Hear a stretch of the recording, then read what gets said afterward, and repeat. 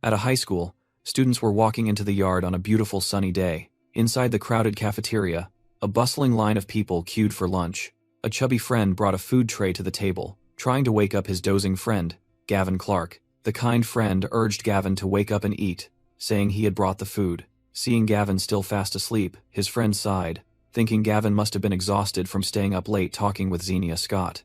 Gavin slowly woke up in a daze, wondering where he was as an enticing aroma filled his nostrils. His eyes were fixed on the lavish food tray in front of him, astonished to realize it was rice and various dishes. He suddenly sprang up, lunging towards the food tray with a look of astonishment, startling a nearby female student. With bright eyes, Gavin braced his hands on the table, staring at both meals like a hungry beast, alarming his friend. Without hesitation, Gavin snatched a chicken drumstick and began to devour it ravenously. His friend, Yaniel Parker, anxiously yelled, telling Gavin to eat slower lest he choke. Witnessing the scene, Yaniel angrily jumped up, shouting that it was his meal. After clearing both food trays, Gavin let out a satisfied sigh, rubbed his full belly, and whispered that he had truly returned. He couldn't believe this truth, that he had truly been reborn. Yaniel confusedly asked Gavin if he was full, grumbling that he ate like a hungry ghost from his past life, even eating his portion. Gavin calmly admitted that he had indeed reincarnated from a hungry ghost. With cold eyes, he revealed that during the icy deluge in his past life, he had died of starvation. Yaniel was completely bewildered, hastily asking what was wrong, guessing if Xenia had broken up with Gavin. Gavin interrupted his friend by placing a hand on his shoulder. With a serious expression, Gavin called Yaniel Parker by name, asserting that it was great he was still alive and they could start over to reclaim everything. Yaniel Parker annoyedly told Gavin to stop being creepy, asserting that of course he was still alive. Gavin hastily grabbed his friend's shoulders, urgently asking for the current date, and Yaniel blankly replied that today was the 8th of August 2024. In his mind, Gavin envisioned an icy future, warning that in just half a month, the world would plunge into an ice age, with temperatures dropping to minus 50 degrees. Yaniel thought his friend was talking nonsense in the middle of a 40-degree summer, worriedly asking if Gavin was in trouble and promising to help him sort it out. Gavin turned away, confirming that he truly needed help, and Yaniel happily agreed due to their close relationship. Immediately, Gavin turned back and made a shocking request, to lend him 1 billion, causing Yaniel, who was drinking water, to spit it out in astonishment. Yaniel stammered, asking if Gavin was serious, and received a firm affirmation from his friend.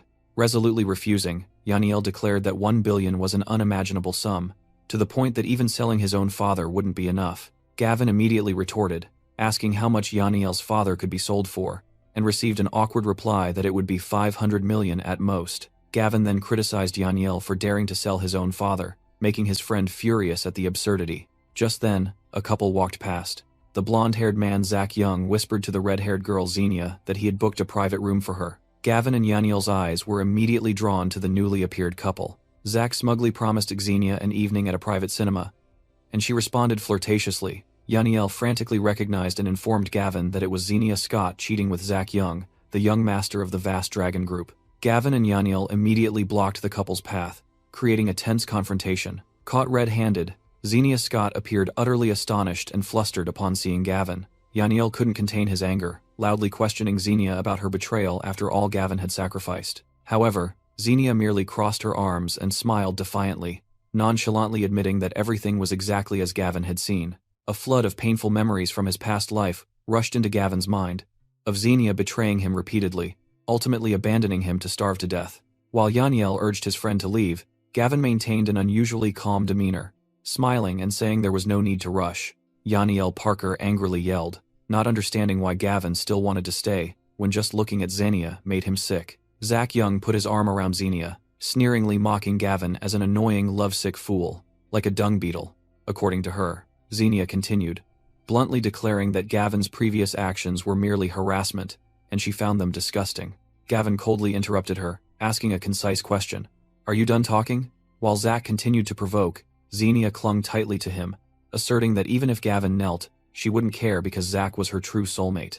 Yaniel anxiously urged his friend to leave to avoid humiliation, but Gavin calmly asked for 5 more minutes. Faced with his friend's stubbornness, Yaniel desperately wondered why a good person like Gavin couldn't see through Xenia's true colors. Hearing this, Zach scoffed, challenging that if Gavin could entertain them for 5 minutes, he would reward him with a used piece of toilet paper. Immediately, a resounding slap echoed.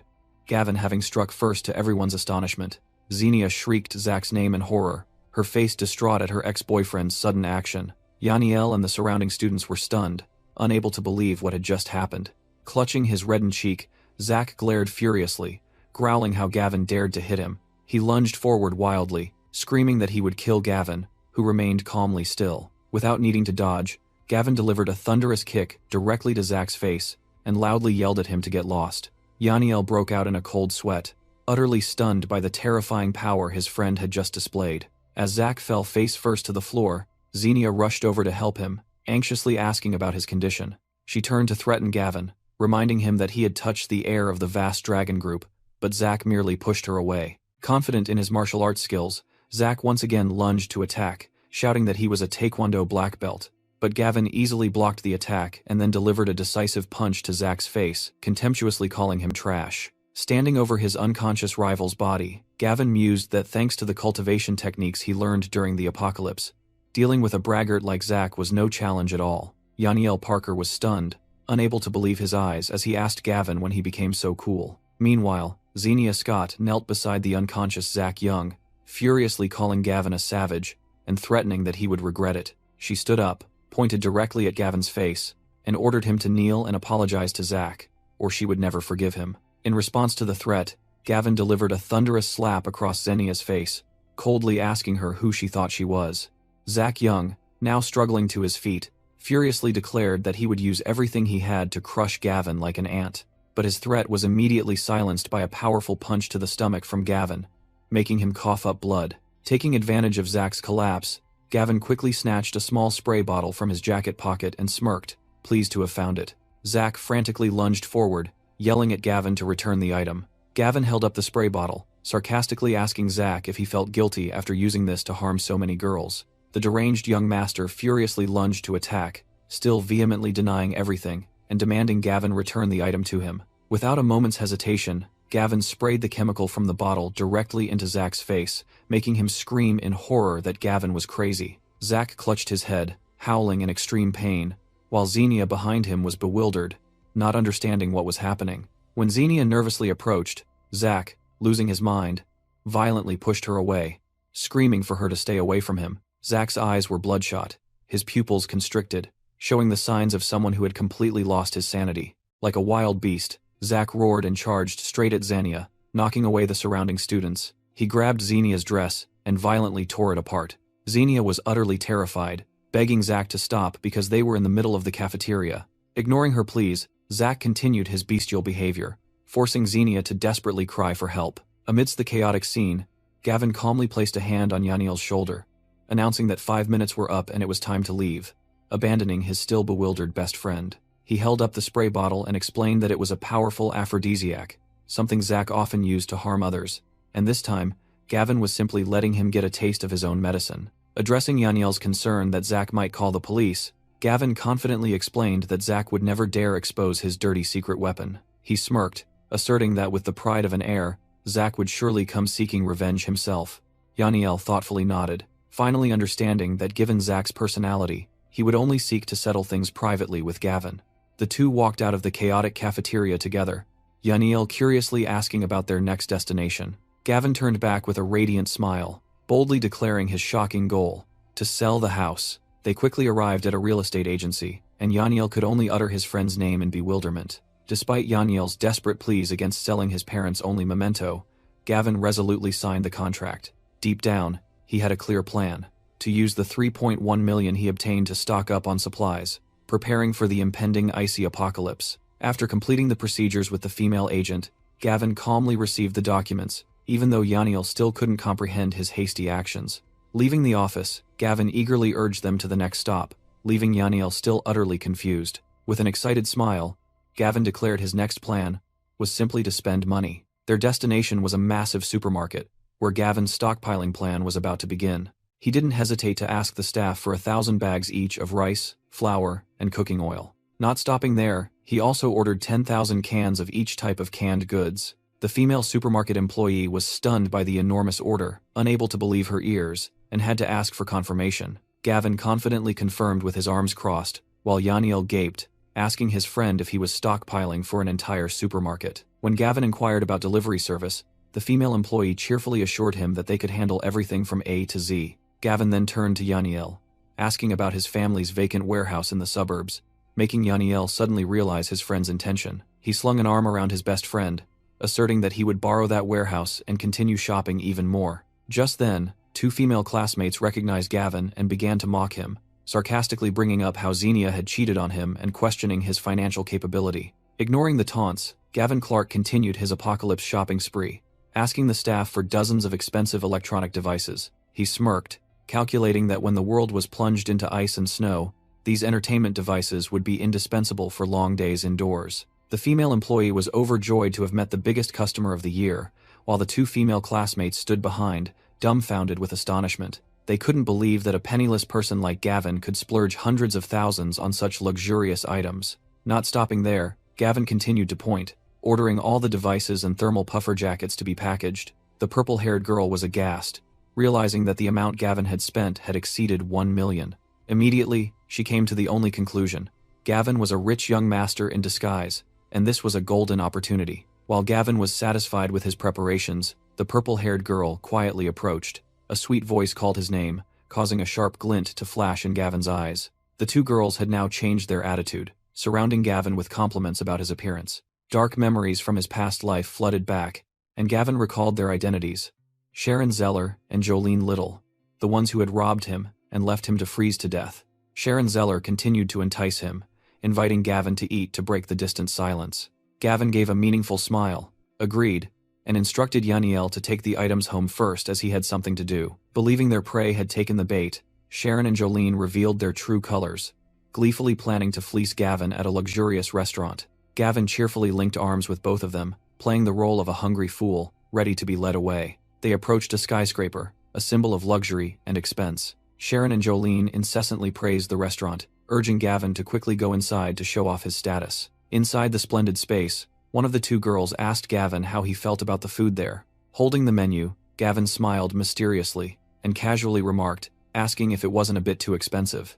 In response to Gavin's question, Jolene Little and Sharon Zeller immediately scoffed, saying that nothing was expensive, and if he wouldn't order, they would. Jolene immediately ordered the most luxurious items on the menu, from black and gold caviar to M12, Wagyu beef, and Antarctic lobster. An hour later, Sharon Zeller sat amidst a table full of empty plates, contentedly exclaiming that it had been a long time since she had eaten so well. When Sharon inquired, Gavin stood up and replied that the meal was delicious, and he needed to step out for a moment. Gavin walked directly to the reception desk of the luxurious restaurant. Instead of paying the $18,800 bill, he stunned the female employee by requesting 100 identical banquet tables to be prepared for him to pick up in 10 days. The bewildered receptionist's jaw dropped, and she stammered, asking if he was sure about such a massive order.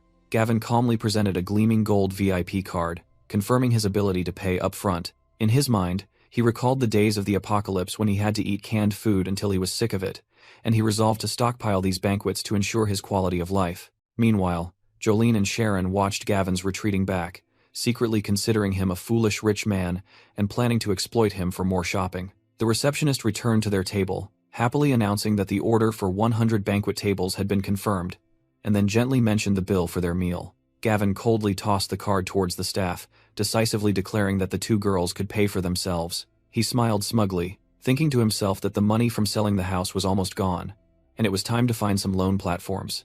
Immediately, Gavin accessed a lending website on his phone. He told himself he couldn't stop. After withdrawing $2.7 million from 36 platforms, there were still many more places to exploit. Just then, his phone rang with the caller ID, Sharon Zeller. On the other end, Sharon furiously yelled, asking where Gavin was, with Jolene and the restaurant staff waiting behind her. Gavin simply smiled and casually lied that he had an urgent matter and was on his way home. With a provocative smirk, he ended the call with a question. Why should I pay? On the other end, Sharon Zeller shrieked in anger, questioning why Gavin wasn't paying for the meal he had invited them to. Gavin Clark casually retorted, exposing that the two girls had dragged him there and ordered the most expensive dishes themselves. Sharon was stunned into silence, stammering if Gavin was really making her and Jolene Little pay this exorbitant bill. Gavin merely scoffed, sarcastically remarking that he had warned them beforehand, but they still deliberately chose the most luxurious items. Cornered, Sharon began to insult him, calling Gavin a penniless loser with more pride than sense. However, Gavin's words over the phone stunned her when he told her to ask the staff if he had ordered 100 identical banquet tables, and the receptionist smilingly confirmed it.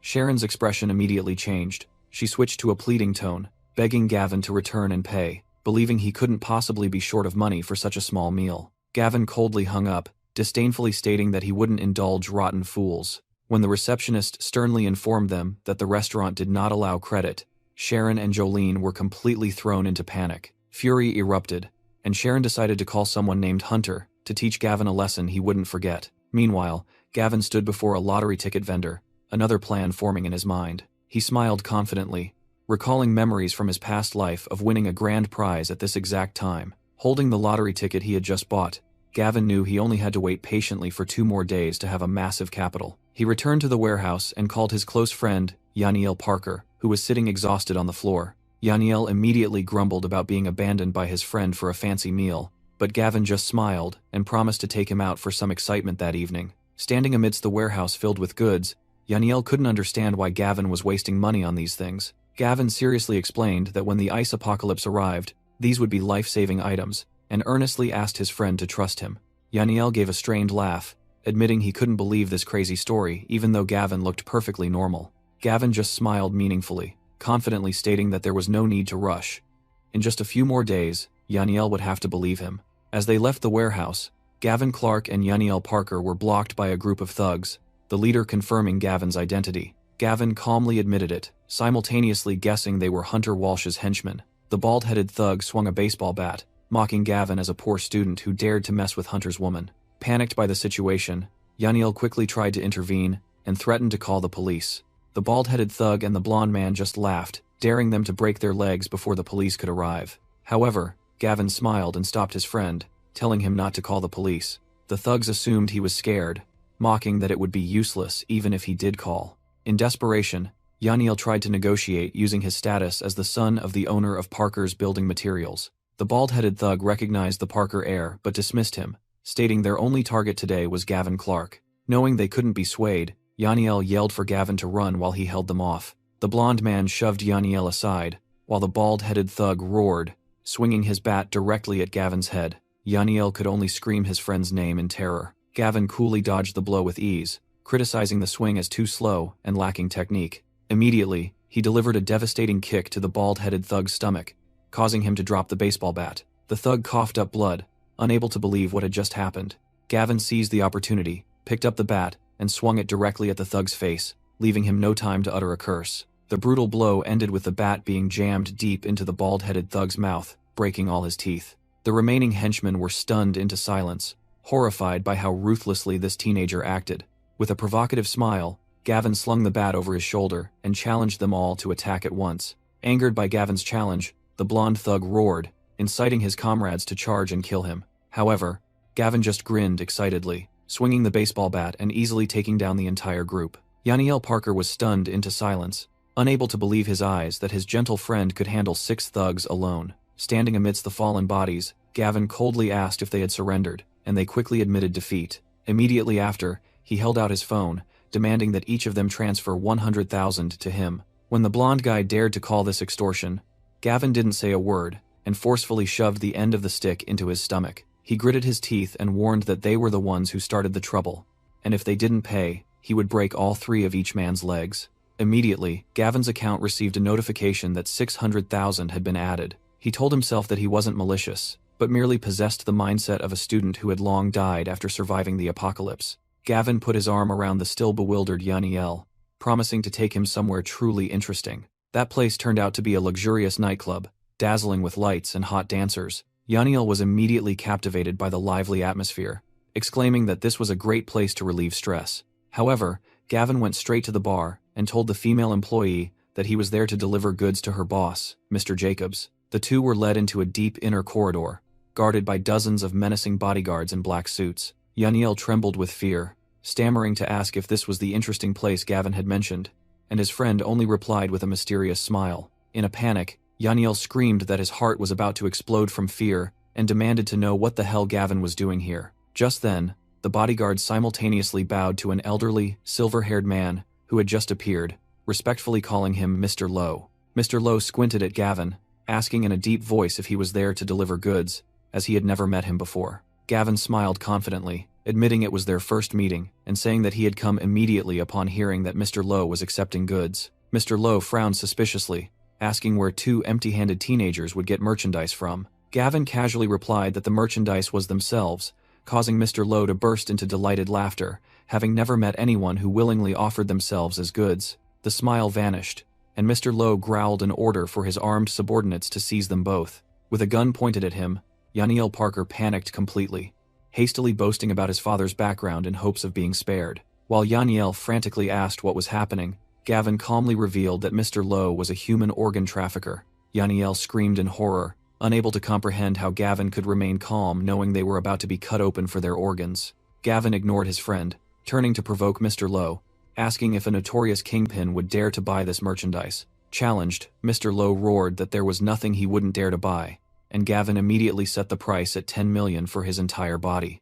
Mr. Lowe disdainfully countered with $5 million, citing the tight market due to heavy crackdowns. Gavin agreed on one condition: receiving the money up front and delivering the goods within 3 days, a deal sealed with a meaningful handshake. Immediately after, Mr. Lowe ordered a subordinate to bring a contract of servitude to force them to sign.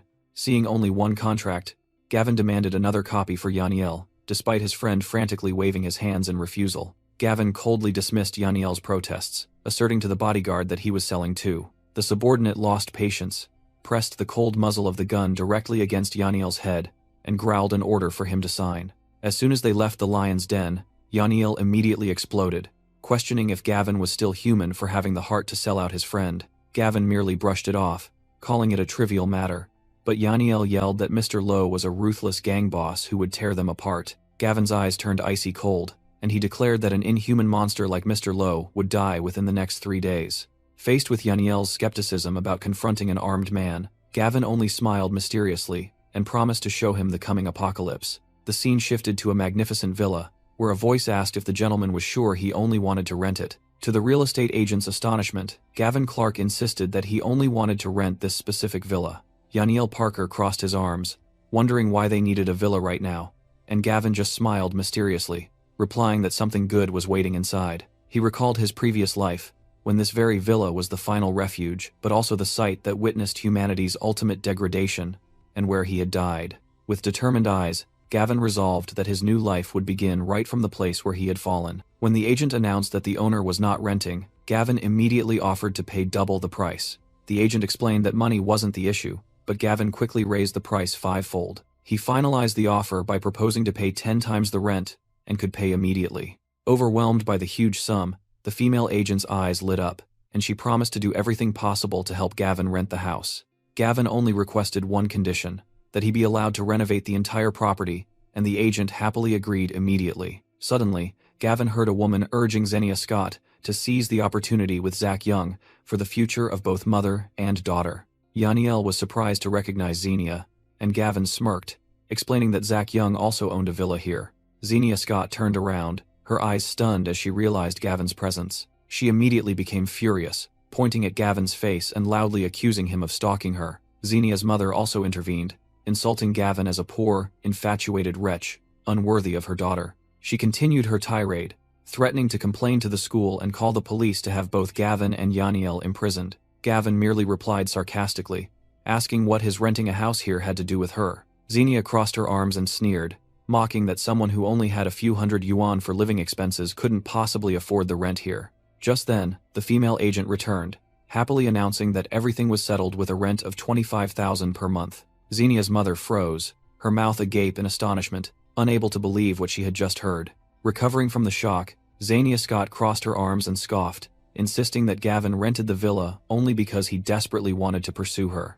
Gavin merely smiled contemptuously at her insane delusion, while Yaniel beside him had to shout in disbelief. Xenia's mother pulled her daughter away, sneering that with only 25,000 in rent, Gavin wasn't even qualified to pursue her daughter. Immediately, Gavin announced to the agent that he would pay 10 times the amount, 250,000, to finalize the contract right now. Xenia and her mother were stunned. She screamed that Gavin was just putting on an act and couldn't possibly have such a large sum of money. Without another word, Gavin held up his phone, smiling as he announced the successful transfer of 250,000. The agent happily handed the keys to Gavin, and he and Yaniel casually walked away, leaving Xenia and her mother dumbfounded behind them. Xenia's mother was stunned, wondering if they had misjudged Gavin, but Xenia angrily dismissed the thought, insisting he was just an orphan. On the way, Gavin asked Yaniel if he knew the owner of the city's largest interior design company, and his friend confirmed that he did. Gavin immediately asked Yaniel to arrange an appointment to renovate the villa, which further confused Yaniel regarding his friend's incomprehensible plan. With a mysterious smile, Gavin simply asked Yaniel not to ask too many questions, and just arrange the meeting, promising that everything would become clear tonight. Not long after, Yaniel happily reported that his father had used his connections to get the owner of Heaven's Rainbow to postpone everything and meet Gavin privately. Gavin cheerfully announced that he would give Yaniel's father a truckload of instant noodles as thanks, causing Yaniel to panic and object, saying his father never ate junk food. Gavin just smiled confidently, asserting that before long, Yaniel's father would be singing praises about his gift. They quickly arrived in front of the spacious headquarters of the interior design company, Heaven's Rainbow Decor. Meanwhile, inside, Xenia's mother was instructing her daughter to do a good job because Zach Young was paying for the renovation. Just as Gavin and Yaniel walked in, a female receptionist approached to ask if they had an appointment, causing Xenia, who was standing nearby, to turn and look. As soon as she saw Gavin, Xenia immediately accused him of being shameless for stalking her all the way to the interior design company. Gavin could only sigh wearily, wondering why fate kept forcing him to constantly run into this foolish mother and daughter duo. Yaniel Parker was astonished to hear Xenia Scott smugly claim that Gavin was also there for renovations, secretly mocking the fool for fixing a place he didn't own. Completely ignoring her, Gavin Clark loudly informed the female receptionist that he had an appointment. Xenia's mother and daughter watched him suspiciously, believing Gavin was just trying to appear richer than he actually was. Just then, a man whom the receptionist respectfully greeted as Mr. Zhao walked in, asking about the person he had an appointment with. The receptionist immediately pointed toward where Gavin and Xenia's mother and daughter were standing.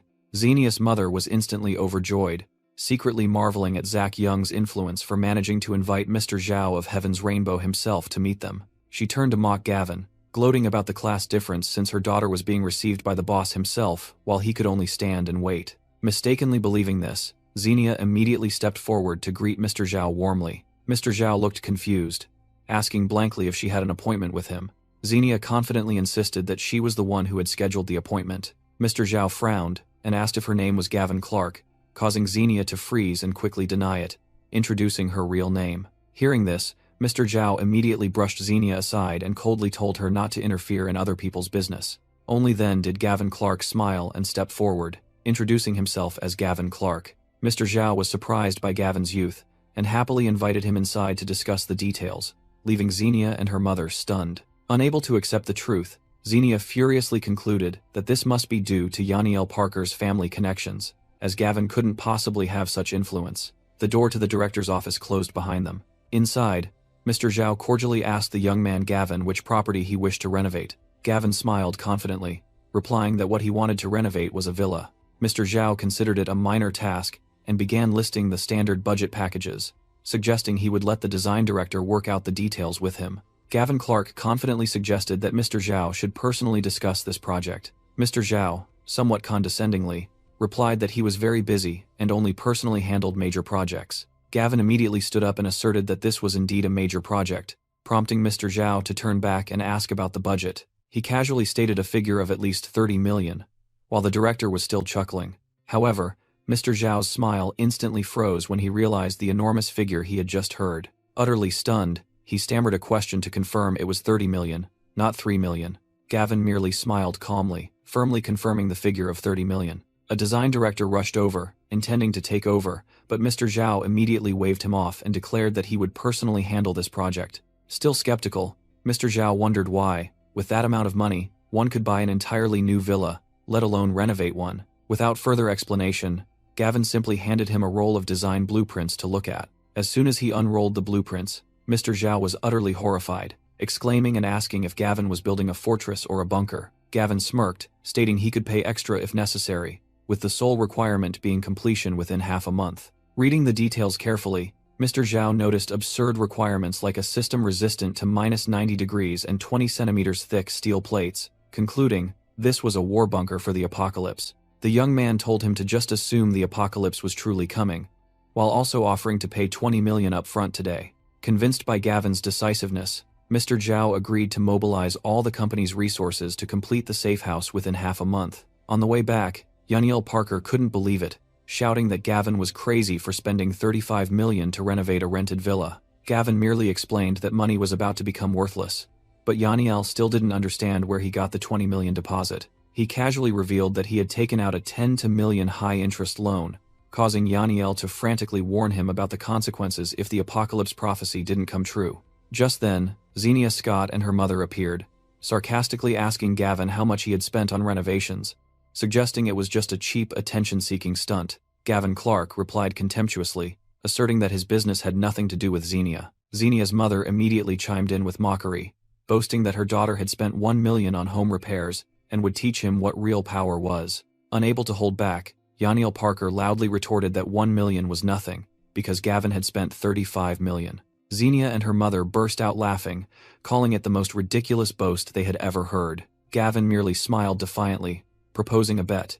If he truly spent that amount, Xenia's mother would have to call him Dad. Confident that she had investigated and knew Gavin only had $3 million from selling his house, Xenia warned him not to be foolish and end up broke. With a greedy expression, Xenia's mother immediately accepted the bet, certain the victory was hers. Just then, a female employee from the interior design company ran up, calling Gavin back because he had forgotten the contract. Xenia's mother immediately snatched the paper, eagerly declaring she would expose his lies in front of everyone. However, upon seeing the figure on the contract, her face instantly turned pale with horror. Xenia was still smug, asking her mother if it was just a pathetic small number. Sweating coldly, the mother stammered out the confirmation of the unbelievable figure, $35 million.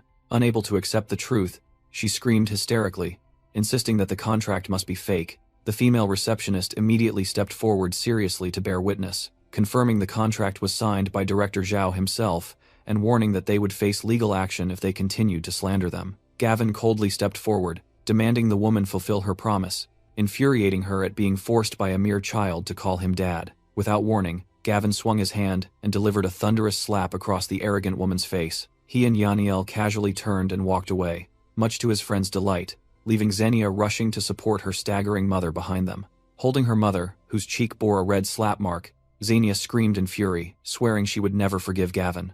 The scene then shifted to a magnificent, splendid villa under the quiet night sky. At the villa, Yaniel Parker asked blankly why they had returned there. Gavin Clark smirked, asserting that he would make Yaniel believe in the impending apocalypse. As Gavin walked up the stairs, Yaniel could only think that his friend was either completely insane or everything he said was true. Outside, in the biting summer night, Yaniel shivered, having waited for 2 hours, and threatened to go home to sleep. Gavin looked up from his phone, his eyes sharp as he declared that the crucial moment was approaching. Immediately, a brilliant streak of light tore through the night sky, and Gavin confirmed that it had arrived. Still skeptical, Yaniel thought it was just a normal meteor. Gavin calmly explained that the true apocalypse was still half a month away, but the cold nights and frequent meteor showers were omens. Yaniel suddenly panicked, pointing at the sky and shouting that the meteor was hurtling straight towards them. Gavin recalled his past life, knowing that these meteors were opportunities to awaken powers, which had created many mighty ability users. He knew well that this meteor was the one that had fallen into this abandoned villa, and in his past life, it had been accidentally picked up by a thief. Seeing the meteor approaching, Yaniel grabbed his friend, screaming in fear and urging him to run. But Gavin charged forward with fiery eyes, declaring that this opportunity must be his. Yaniel desperately screamed, asking if Gavin was trying to die. Despite the warning, Gavin spread his arms wide, ready to embrace the energy from the cosmos. Yaniel froze, horrified, believing his friend had been crushed to dust by the meteor. But then, Gavin stood tall amidst a brilliant golden aura, telling himself that his physical attributes had been enhanced fivefold. He turned back with a confident smile, asking Yaniel if his friend believed him now. Yaniel Parker was utterly stunned, stammering, asking how Gavin could still be alive. Gavin, enveloped in a brilliant aura, declared that not only was he not dead, but he had also gained a special ability, becoming much stronger. Still skeptical, Yaniel pushed up his glasses, questioning that he saw no difference and wondering how Gavin had become stronger. Suddenly, a firm hand rested on Yaniel's shoulder, startling him. Without a word, Gavin lifted Yaniel's large body into the air with one hand, despite his friend's panicked screams. With a confident smile, Gavin asked if Yaniel believed him now. Yaniel was horrified to realize that someone weighing over 200 pounds like himself was easily lifted with just one hand. Yaniel's nightmare continued as Gavin held him suspended right on the edge of the rooftop.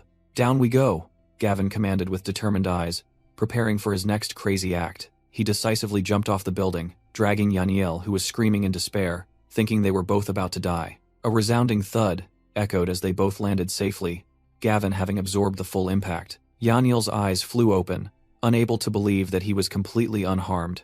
"Do you believe me now?" Gavin asked again.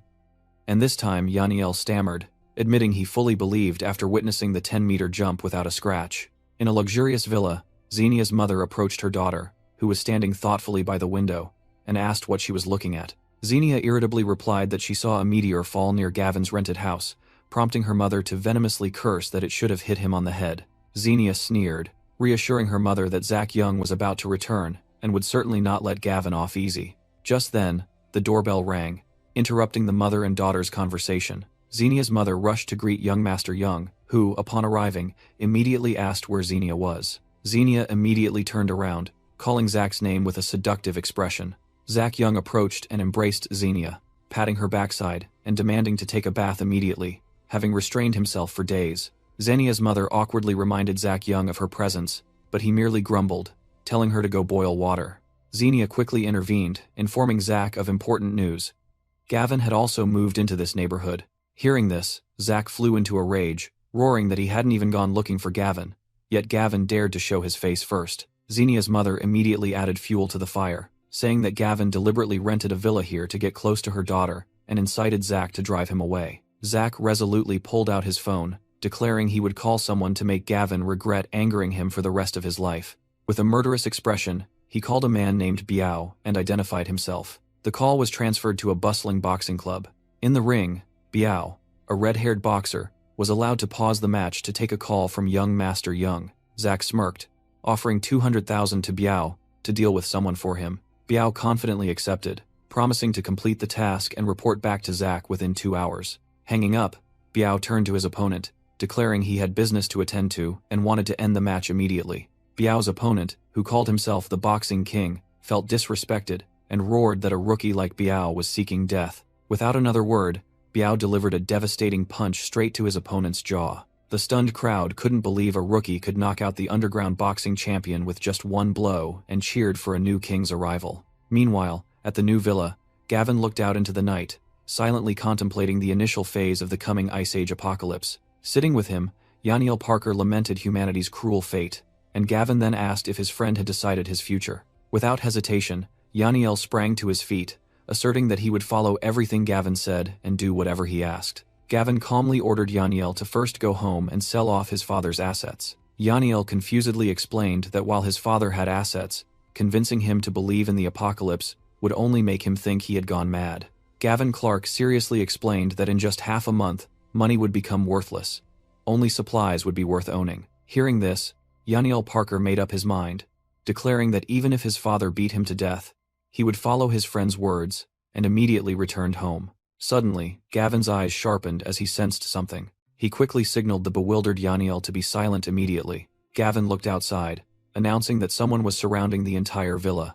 Outside, a group of thugs stood ready, their leader Biao ordering his subordinates to break down the door and storm in. A burly man carrying a sledgehammer eagerly accepted the order, shouting that he would do it.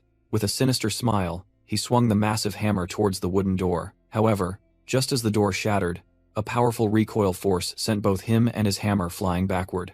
At the doorway, Gavin stood calmly, coldly asking the identities of the uninvited guests, while Yaniel hid fearfully behind him. Biao was surprised to see that his target recognized them, and he asked if Gavin was a professional fighter. Gavin smirked, recognizing the leader as Duan Hu Biao from his past life's memories. Biao was stunned, unable to understand why a student would know his name. In Gavin's mind, memories of Duan Hu Biao resurfaced, a man who was lucky enough to gain power after the apocalypse and still retained some conscience. Biao pointed directly at Gavin's face, arrogantly declaring that he was sent by Zach Young to cripple him and leave him bedridden for half a year. In response to the threat, Gavin merely crossed his arms, sneered, and ordered them to leave. Enraged by the disrespect, Biao roared and lunged forward, unleashing a powerful punch. Gavin simply closed his eyes.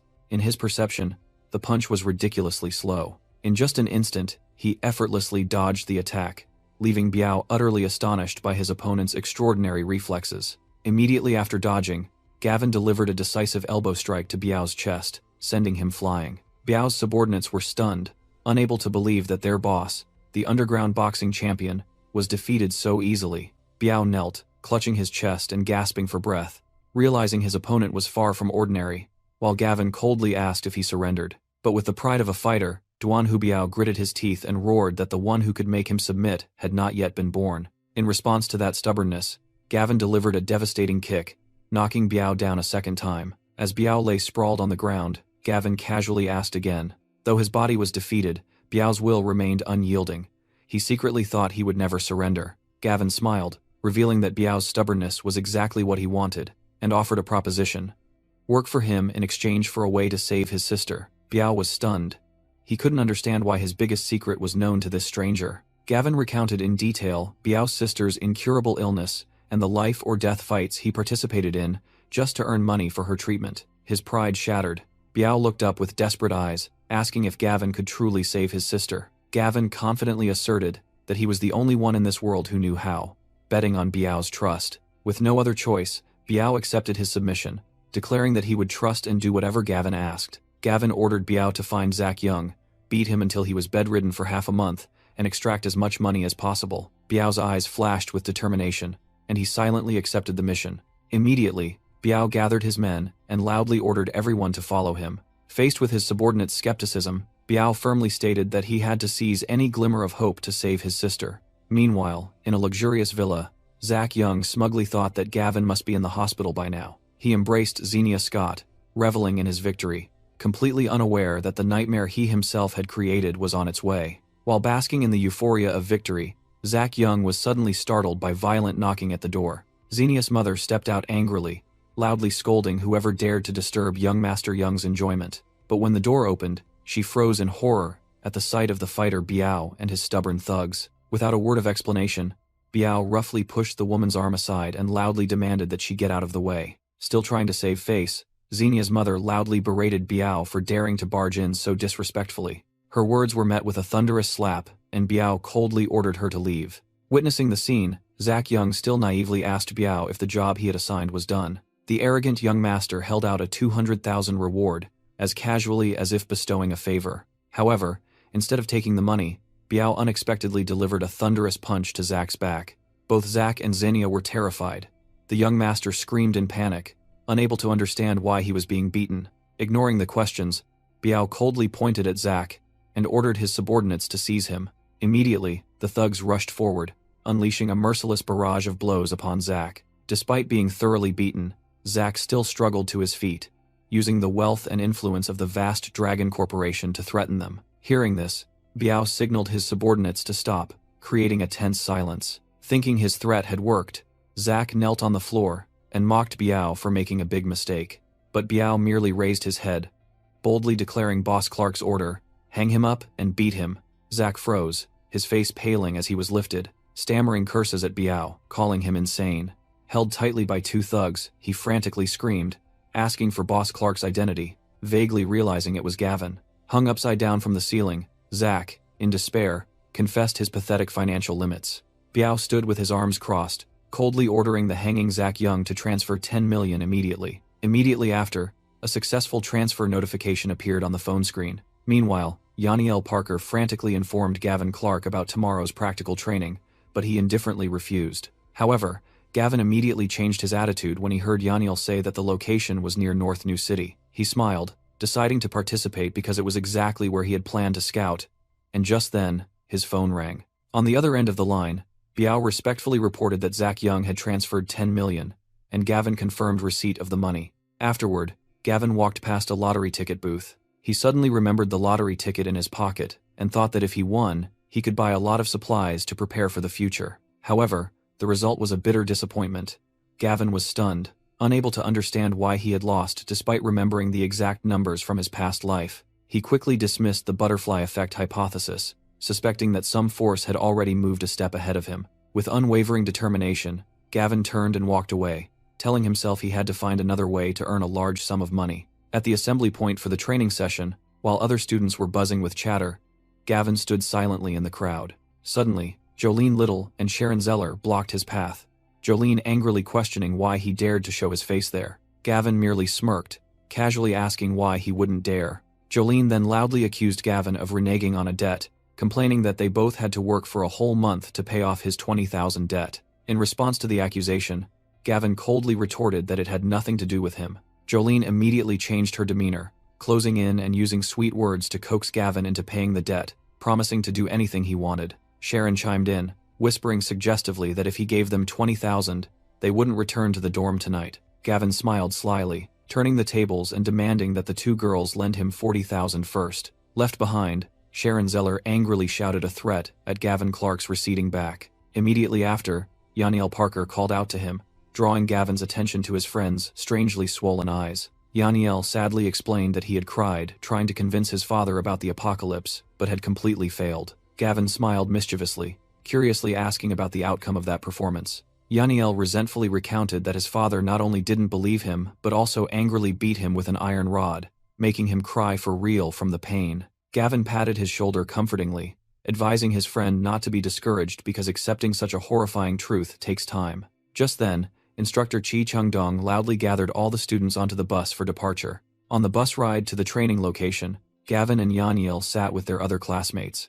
Yaniel started complaining about being thirsty again, but Gavin merely ignored his friend's grumbling. Suddenly, a female student named Chi Kui timidly offered Gavin a bottle of water. Without hesitation, Gavin immediately passed the bottle of water to the parched Yaniel. Chi Kui took the opportunity to strike up a conversation, gently comforting Gavin about his recent breakup with Xenia. Gavin calmly replied that he wasn't sad at all. On the contrary, he felt lucky to have seen through her true colors. Seeing this, Chi Kui offered to lend Gavin her savings, but he politely declined, knowing her family's financial situation wasn't well off. Yaniel then leaned in and whispered, teasing Gavin about Chi Kui's obvious feelings, but Gavin gruffly told him to shut up. Before long, the bus stopped in front of a modern building, the destination of their trip.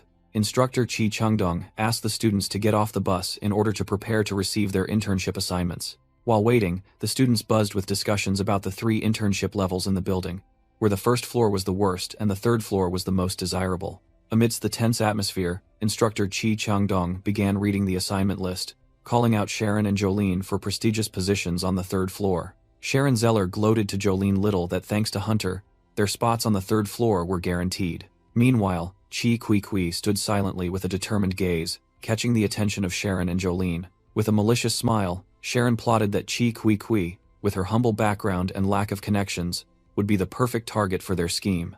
Instructor Chi Chung-dong continued reading the list, calling out the names of students assigned to internships on the 2nd floor. Yaniel Parker angrily shouted, when he realized that their group's names weren't even on the 2nd floor list. Instructor Chi Chung-dong coldly announced that the remaining 3, Gavin, Yaniel, and Chi Kui, would have to intern on the 1st floor. Chi Kui bowed her head sadly, worried that they wouldn't learn anything in the lowest ranked position. Another group of students began to mock and ridicule the trio for being stuck on the 1st floor, especially wondering why Yaniel was there too. Gavin Clark stepped forward with a challenging smile, questioning Instructor Chi Chung-dong about the basis of this unfair decision.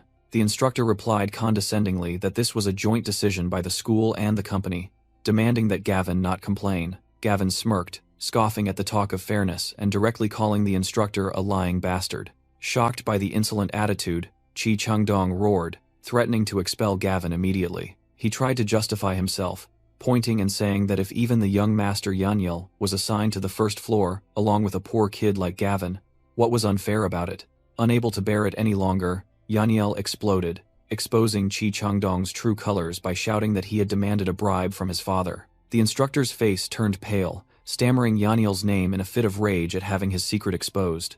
Yaniel triumphantly raised his phone, declaring that he had a recording as evidence, which silenced Chi Chung-dong. Just then, another student named Wang Da stepped forward, interjecting and criticizing Gavin's group for going too far. Wang Da pointed directly at them, loudly lecturing them about upsetting the advisor and disrespecting teachers. Sharon Zeller immediately chimed in, defending the instructor and scolding Gavin's group as ungrateful, picky, and undeserving of an internship. In response to the criticism, Gavin Clark coldly told Wang Da to get lost. Wang Da was furious, thinking Gavin had gone crazy after being dumped by Xenia, and dared to be insolent to him. Without a word of warning, Gavin struck Wang Da hard on the back of the neck, stunning him. His rage flaring, Wang Da roared and lunged, throwing a punch at Gavin. However, Gavin easily caught his opponent's punch with just one hand. Wang Da was utterly terrified, unable to believe why Gavin possessed such terrifying strength. Gavin coldly threw 2 consecutive punches, reminding Wang Da that he had already told him to get lost. Panicked, Wang Da hastily called for the instructor's help, shouting that Gavin had gone mad. Gavin delivered a lightning-fast kick, decisively knocking Wang Da to the ground. Instructor Chi Changdong immediately intervened, using his authority as a teacher to order Gavin to stop and apologize. In response, Gavin turned and delivered a thunderous slap to the instructor, questioning his authority. Witnessing the scene, Yaniel Parker cheered with delight, applauding his friend's actions. The surrounding students were stunned, unable to believe Gavin dared to lay hands on even a teacher. Clutching his swollen cheek, Chi Changdong threatened to expel Gavin from the internship program. Gavin didn't care in the slightest, throwing another punch and warning that Head beat him to death if he kept babbling. Leaving Wang Da and Chi Changdong unconscious on the ground, Gavin called Yaniel to leave with him. Yaniel turned anxiously to ask Gavin about his plans for Chi Kui. Gavin smiled, turned back, and invited the shy Chi Kui to come with him. Meanwhile, Sharon Zeller and Jolene Little approached Chi Changdong, pretending to offer to take care of Chi Kui, but the teacher merely brushed them off, declaring he would go find the principal to expel Gavin. Sharon and Jolene approached Chi Kui, advising her to go with them, and warning that associating with Gavin would ruin her future. Bidding farewell to Chi Kui, Gavin instructed her to call him if anything happened. Together with Yaniel, Gavin confidently declared it was time to take care of important business. Their destination was the province's largest logistics park, which Yaniel explained contained an enormous amount of goods. Yaniel asked in astonishment if Gavin intended to target the supplies there, receiving a self-satisfied affirmative answer. To Yaniel's dismay about how they could break in and steal the goods, Gavin merely smiled mysteriously. Gavin quickly spotted a potential entrance upon seeing a recruitment sign and a long line of women queuing. He then approached and politely asked the men at the recruitment desk if they were hiring. However, one of the recruiters flatly refused, stating that they only hired women.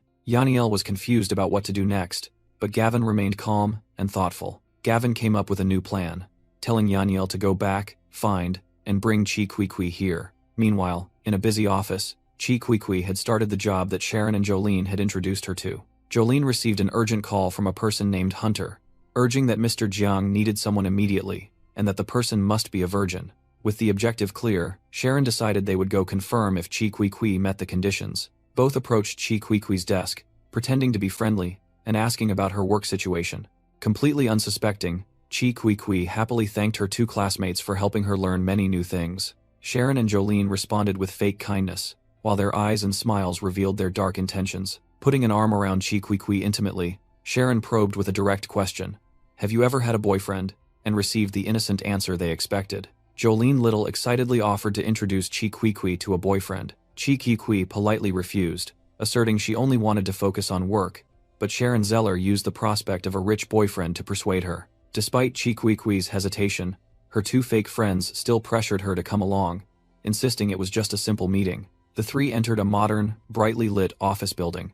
Upon arrival, Chi Kui still tried to refuse, but Sharon and Jolene happily announced they had arrived and praised a man named Jiang profusely. Jolene formally introduced Chi Kui to Mr. Jiang, the man who had his back to them. Mr. Jiang turned around, revealing a lecherous smile as he appraised Chi Kui's innocent appearance, secretly praising the reliability of the broker, named Hunter. Sharon cruelly revealed the harsh truth. Mr. Jiang was the boyfriend they intended to introduce, leaving Chi Kui stunned with horror. Completely satisfied, Mr. Jiang ordered Sharon and Jolene to collect their 30,000 yuan reward each. With a sinister smile, Sharon wished Mr. Jiang a good time, and then turned and left, leaving Chi Kui desperately clinging on in vain. The door slammed shut, trapping Chi Kui in the room with her predator. Mr. Jiang approached from behind, making a disgusting offer that she would receive more money if she served him well. Stepping back in fear, Chi Kui raised her phone, threatening to call the police if he didn't let her go. The man laughed contemptuously, scoffing that the security team here were all his people. Cornered, Chi Kui trembled as she begged for mercy, pleading that she only wanted to work in peace. Mr. Jiang angrily swung his arm, violently knocking the phone from her hand. He stepped closer, growling that once a woman entered his doors, none could leave unscathed. In her moment of despair, the phone discarded on the floor suddenly lit up, displaying an incoming call from Gavin.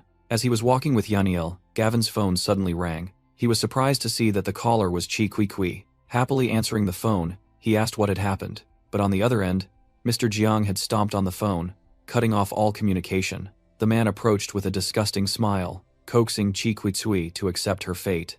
Cornered, Chi Kui Kui grabbed a nearby potted plant, preferring death over submission. The sudden disconnection of the call made Gavin's smile vanish, replaced by a bad premonition. Realizing Chi Kui Kui was in danger, he immediately turned and ran to her rescue. During the struggle, Chi Kui Kui used all her strength to throw the potted plant at Mr. Jiang. Attacked by surprise, he clutched his head, his eyes blazing with anger. Without hesitation, he swung his hand and delivered a powerful slap that sent Chi Kui Kui sprawling. Meanwhile, Gavin and Yaniel had arrived, but were stopped at the door by a security guard.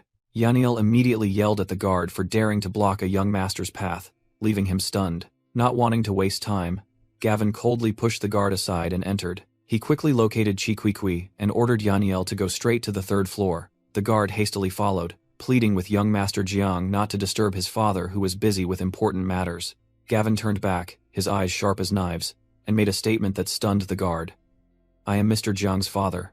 He was utterly bewildered by such an absurd claim from a young man. Gavin's eyes flashed with a cold gaze, allowing no one to stand in his way. Finally realizing something was amiss, the guard quickly drew his baton and yelled for backup. As the elevator doors opened on the 3rd floor, a fateful confrontation was about to begin.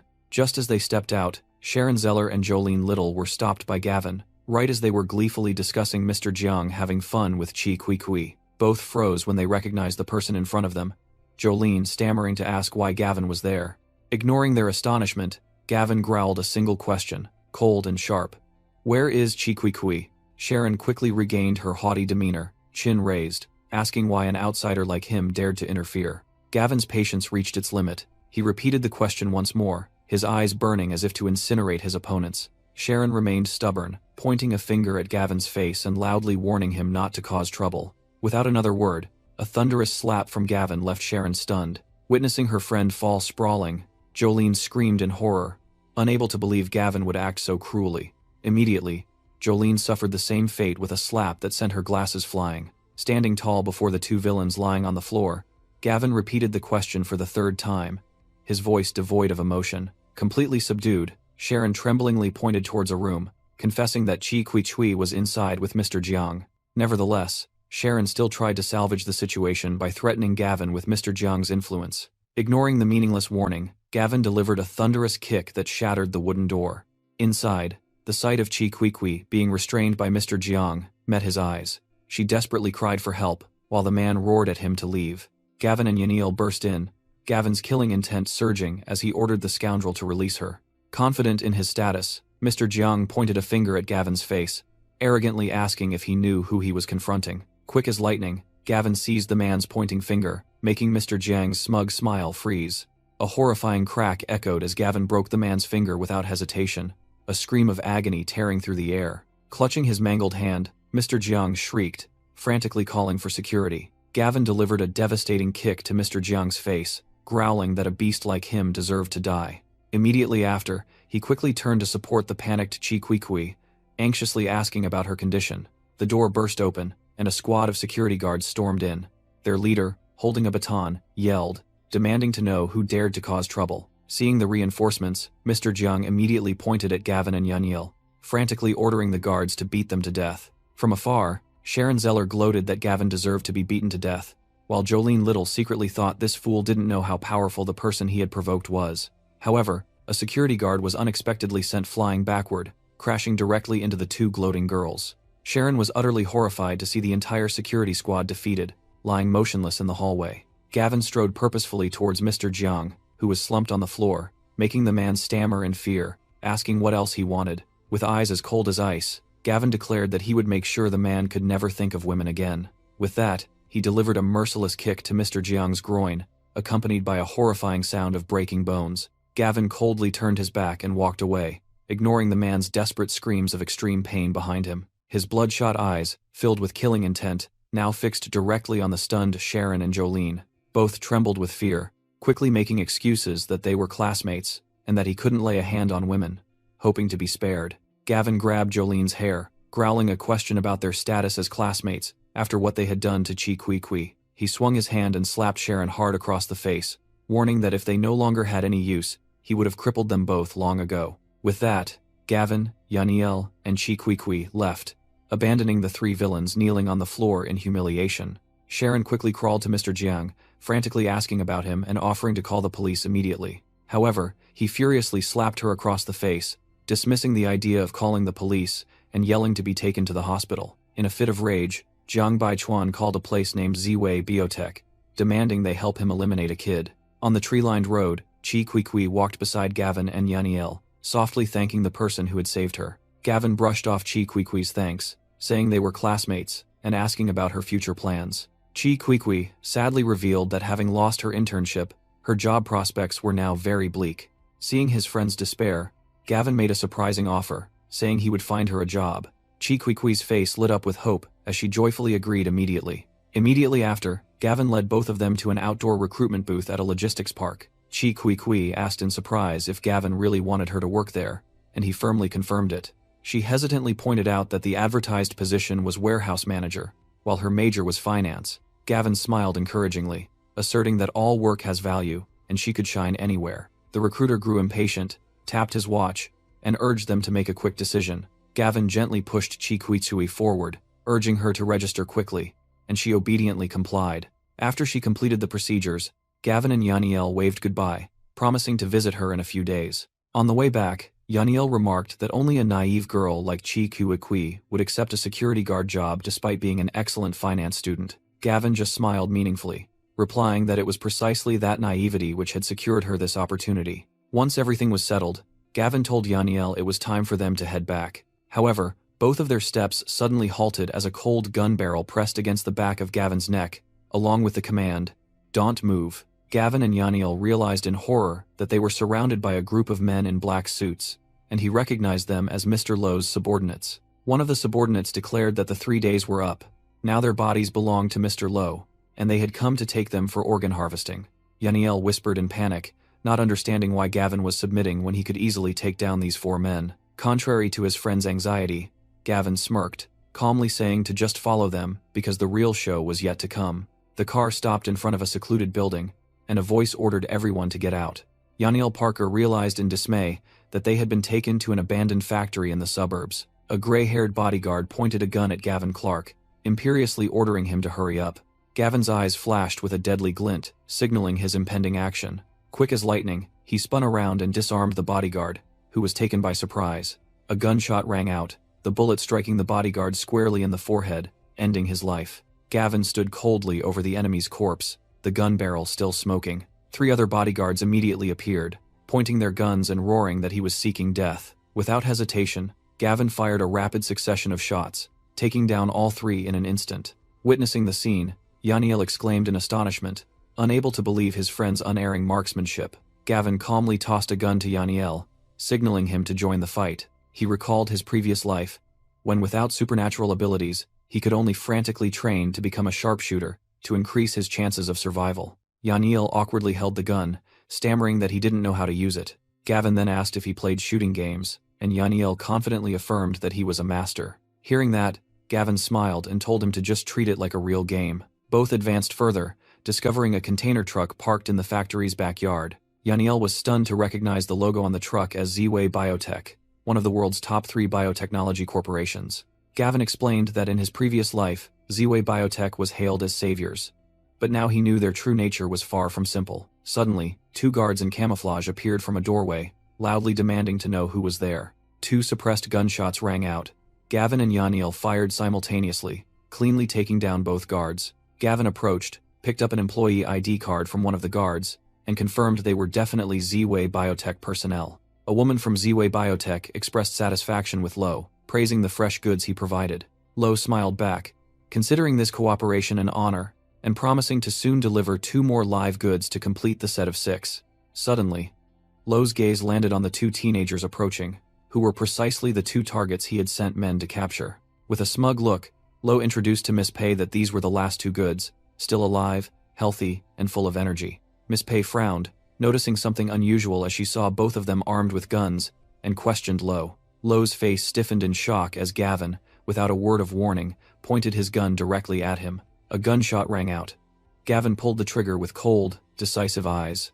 The bullet struck Lo directly in the knee, causing him to collapse in pain and scream orders for his subordinates to seize them. Gavin calmly stood amidst the gunfire, his precise shots taking down 4 of Lo's bodyguards in an instant. Miss Pei exclaimed in horror at Gavin's terrifying marksmanship, while Lo continued to scream in pain, urging everyone to charge.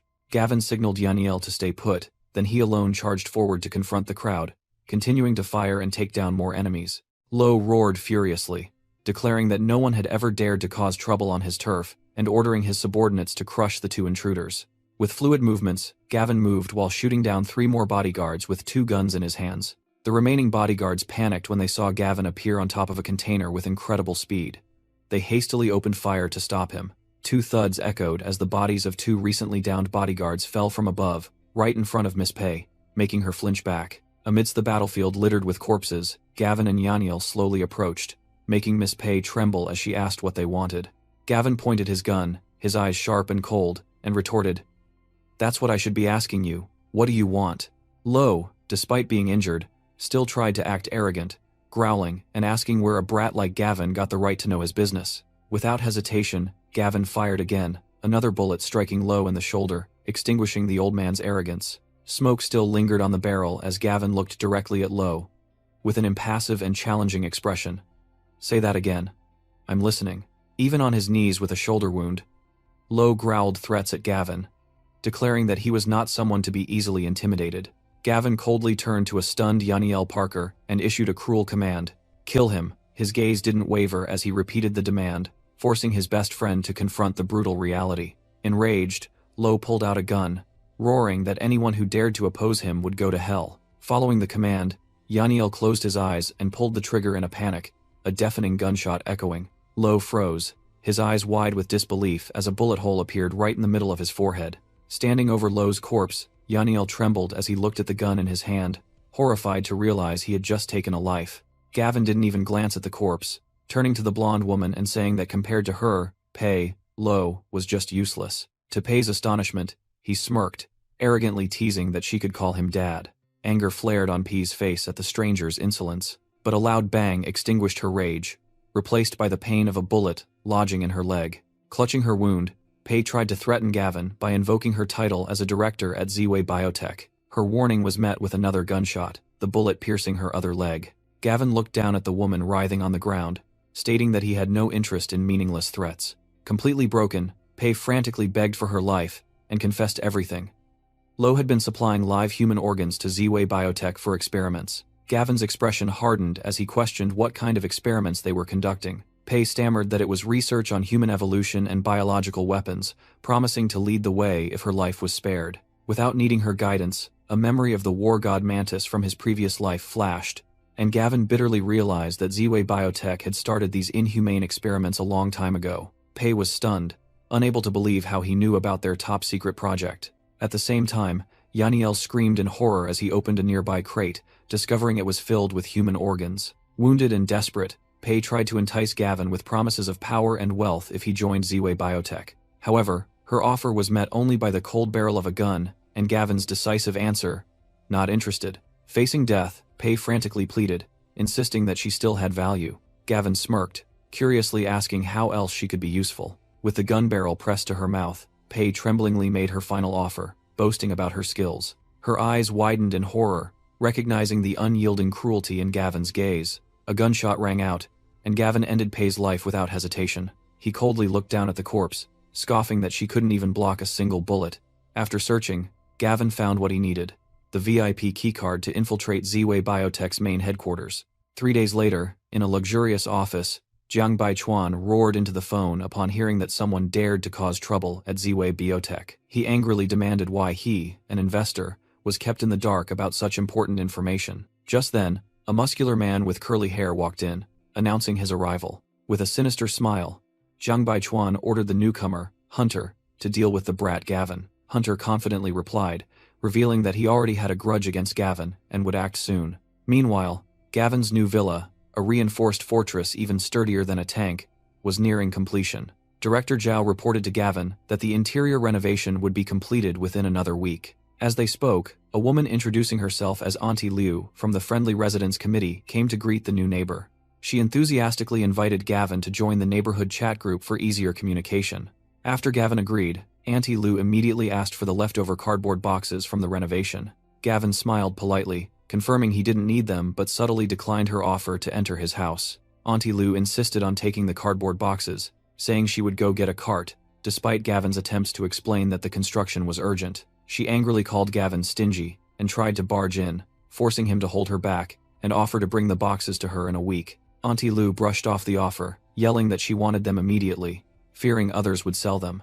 Losing all patience, Gavin growled with a sharp gaze, ordering her to get lost. Shocked by Gavin's attitude, Auntie Lou pointed at his face and loudly questioned why he dared to curse at her. Gavin coldly gave a final warning, threatening to show no mercy if she didn't leave. As she resentfully walked away, Auntie Lou looked back and uttered threats, calling Gavin disrespectful and saying he would pay for it. The scene shifted to a luxurious room, where Zach Young placed a suitcase containing $500,000 on the table and handed it to a one-eyed man named One-Eyed Dragon. One-Eyed Dragon respectfully declined, stating that serving young Master Young was the duty of a vast Dragon Group employee. With a sinister expression, Zach Young ordered them to make Gavin disappear from this world cleanly, leaving no trace. One-Eyed Dragon smirked confidently, proclaiming himself a professional assassin, and assuring that he would act tonight to make Gavin vanish as if he had never existed. Zach Young stood there, watching the backs of the assassins as they left to carry out their mission. He flashed a mad smile, smug that Gavin had no idea of the terrifying power Zach Young wielded.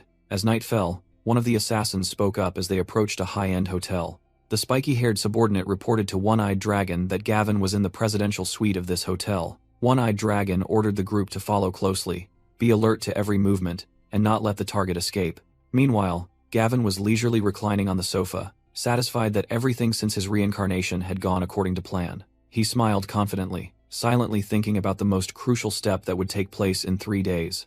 A step that would determine the success or failure of the entire plan. Suddenly, his ear twitched, and his eyes sharpened as he heard strange noises from outside. Outside the door, One-Eyed Dragon silently drew his gun, each step of the assassin echoing with deadly intent. Gavin Clark smirked, guessing this person was sent by Zach Young, and decided to play a little game.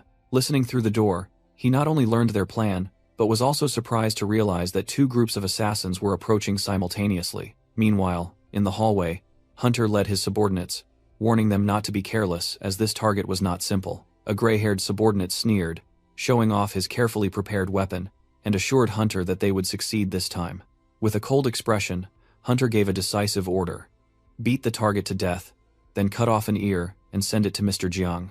Inside the room, Gavin gave a mischievous smile, then flipped the switch, and the entire room immediately plunged into pitch-black darkness. One-Eyed Dragon's group saw the lights suddenly go out, assumed the target was fast asleep, and prepared to break in. At the same time, Hunter also roared, ordering his men to attack simultaneously from another direction. 2 groups of assassins from different directions stormed into the pitch-black room, completely unaware of each other's presence. One-Eyed Dragon suddenly raised his hand to signal a halt. He sensed someone ahead in the darkness. He pointed his gun at Hunter's silhouette and gave an order, mistakenly thinking it was the student he was hunting. On the opposite side, Hunter made a similar mistake. He sneered and challenged back the person he thought was the target. Enraged by the opponent's arrogant attitude, One-Eyed Dragon growled a threat, completely unaware he was speaking to another boss. Hunter also furiously yelled, thinking the other person had the wrong script to dare say such words to him. One-Eyed Dragon lost all patience, declaring that the loudmouth in front of him today would surely die. Hunter also thought this kid was too arrogant, daring to act like a hunter, and then he yelled an order to eliminate him. Almost immediately, One-Eyed Dragon also simultaneously ordered his men to kill the enemy. A chaotic gunfight erupted in the darkness, bullets flying everywhere as the 2 groups of assassins furiously shot at each other. One-Eyed Dragon's subordinate screamed in panic, reporting that the target had reinforcements, and urged his comrades to get their weapons out. Hunter's men also shrieked in terror that the enemy had many supporters, then frantically ordered to continue firing. Amidst the echoing gunshots, Gavin Clark smiled smugly, thinking to himself, "Let those fools play their own game." After the battle, One-Eyed Dragon panted, leaning against the door, and triumphantly declared that he had taken down all enemies. But when the lights came on, Hunter lay sprawled on the floor, astonished to see One-Eyed Dragon standing amidst the corpses, and questioned what he was doing there. One-Eyed Dragon was also stunned to recognize Hunter Walsh from West City, and both roared that they had come here to kill Gavin. In a fit of rage, One-Eyed Dragon yelled, realizing both groups had been tricked, and Gavin had probably long since fled. 3 days later, Yaniel Parker rushed to find Gavin Clark and handed him something. He angrily reported that Gavin had been expelled by his instructor, Chi Chung-dong, who used his connections, but Gavin calmly replied that a diploma was meaningless with the apocalypse approaching. Yaniel remained furious, saying he couldn't stand Chi Chung-dong's smug expression as he boasted in the class group chat. Gavin smirked cunningly, confidently asserting that he had a way to deal with that teacher. In the group chat, Chi Chung-dong gleefully announced Gavin's expulsion, and Wang Da immediately chimed in. While the teacher continued to provoke him, Gavin narrowed his eyes as he read the mocking and challenging messages on his phone screen. In response, he simply sent a middle finger emoji to Chi Chung-dong with a short message, "Idiot." Offended, Chi Chung-dong flew into a rage and threatened that Gavin would regret his actions. Immediately, Gavin launched a fatal counterattack, sending a long message accusing Chi Chung-dong of having an illicit affair with the principal's wife, specifying both the location and time of their rendezvous. Yaniel Parker's jaw dropped in astonishment at the shocking information, and he quickly asked Gavin how he knew about this. Gavin secretly recalled that in his previous life, when the apocalypse struck and morality collapsed, Chi Chung-dong had personally confessed all his secrets to him. In the group chat, Chi Chung-dong was in extreme panic, demanding the administrator disband the group immediately, and threatening anyone who dared to spread the information. Seeing this, Yaniel chuckled with delight and declared he would post the entire chat log on the school forum to expose the teacher. With that settled, Gavin calmly invited Yaniel to take care of other important matters, leaving his friend bewildered.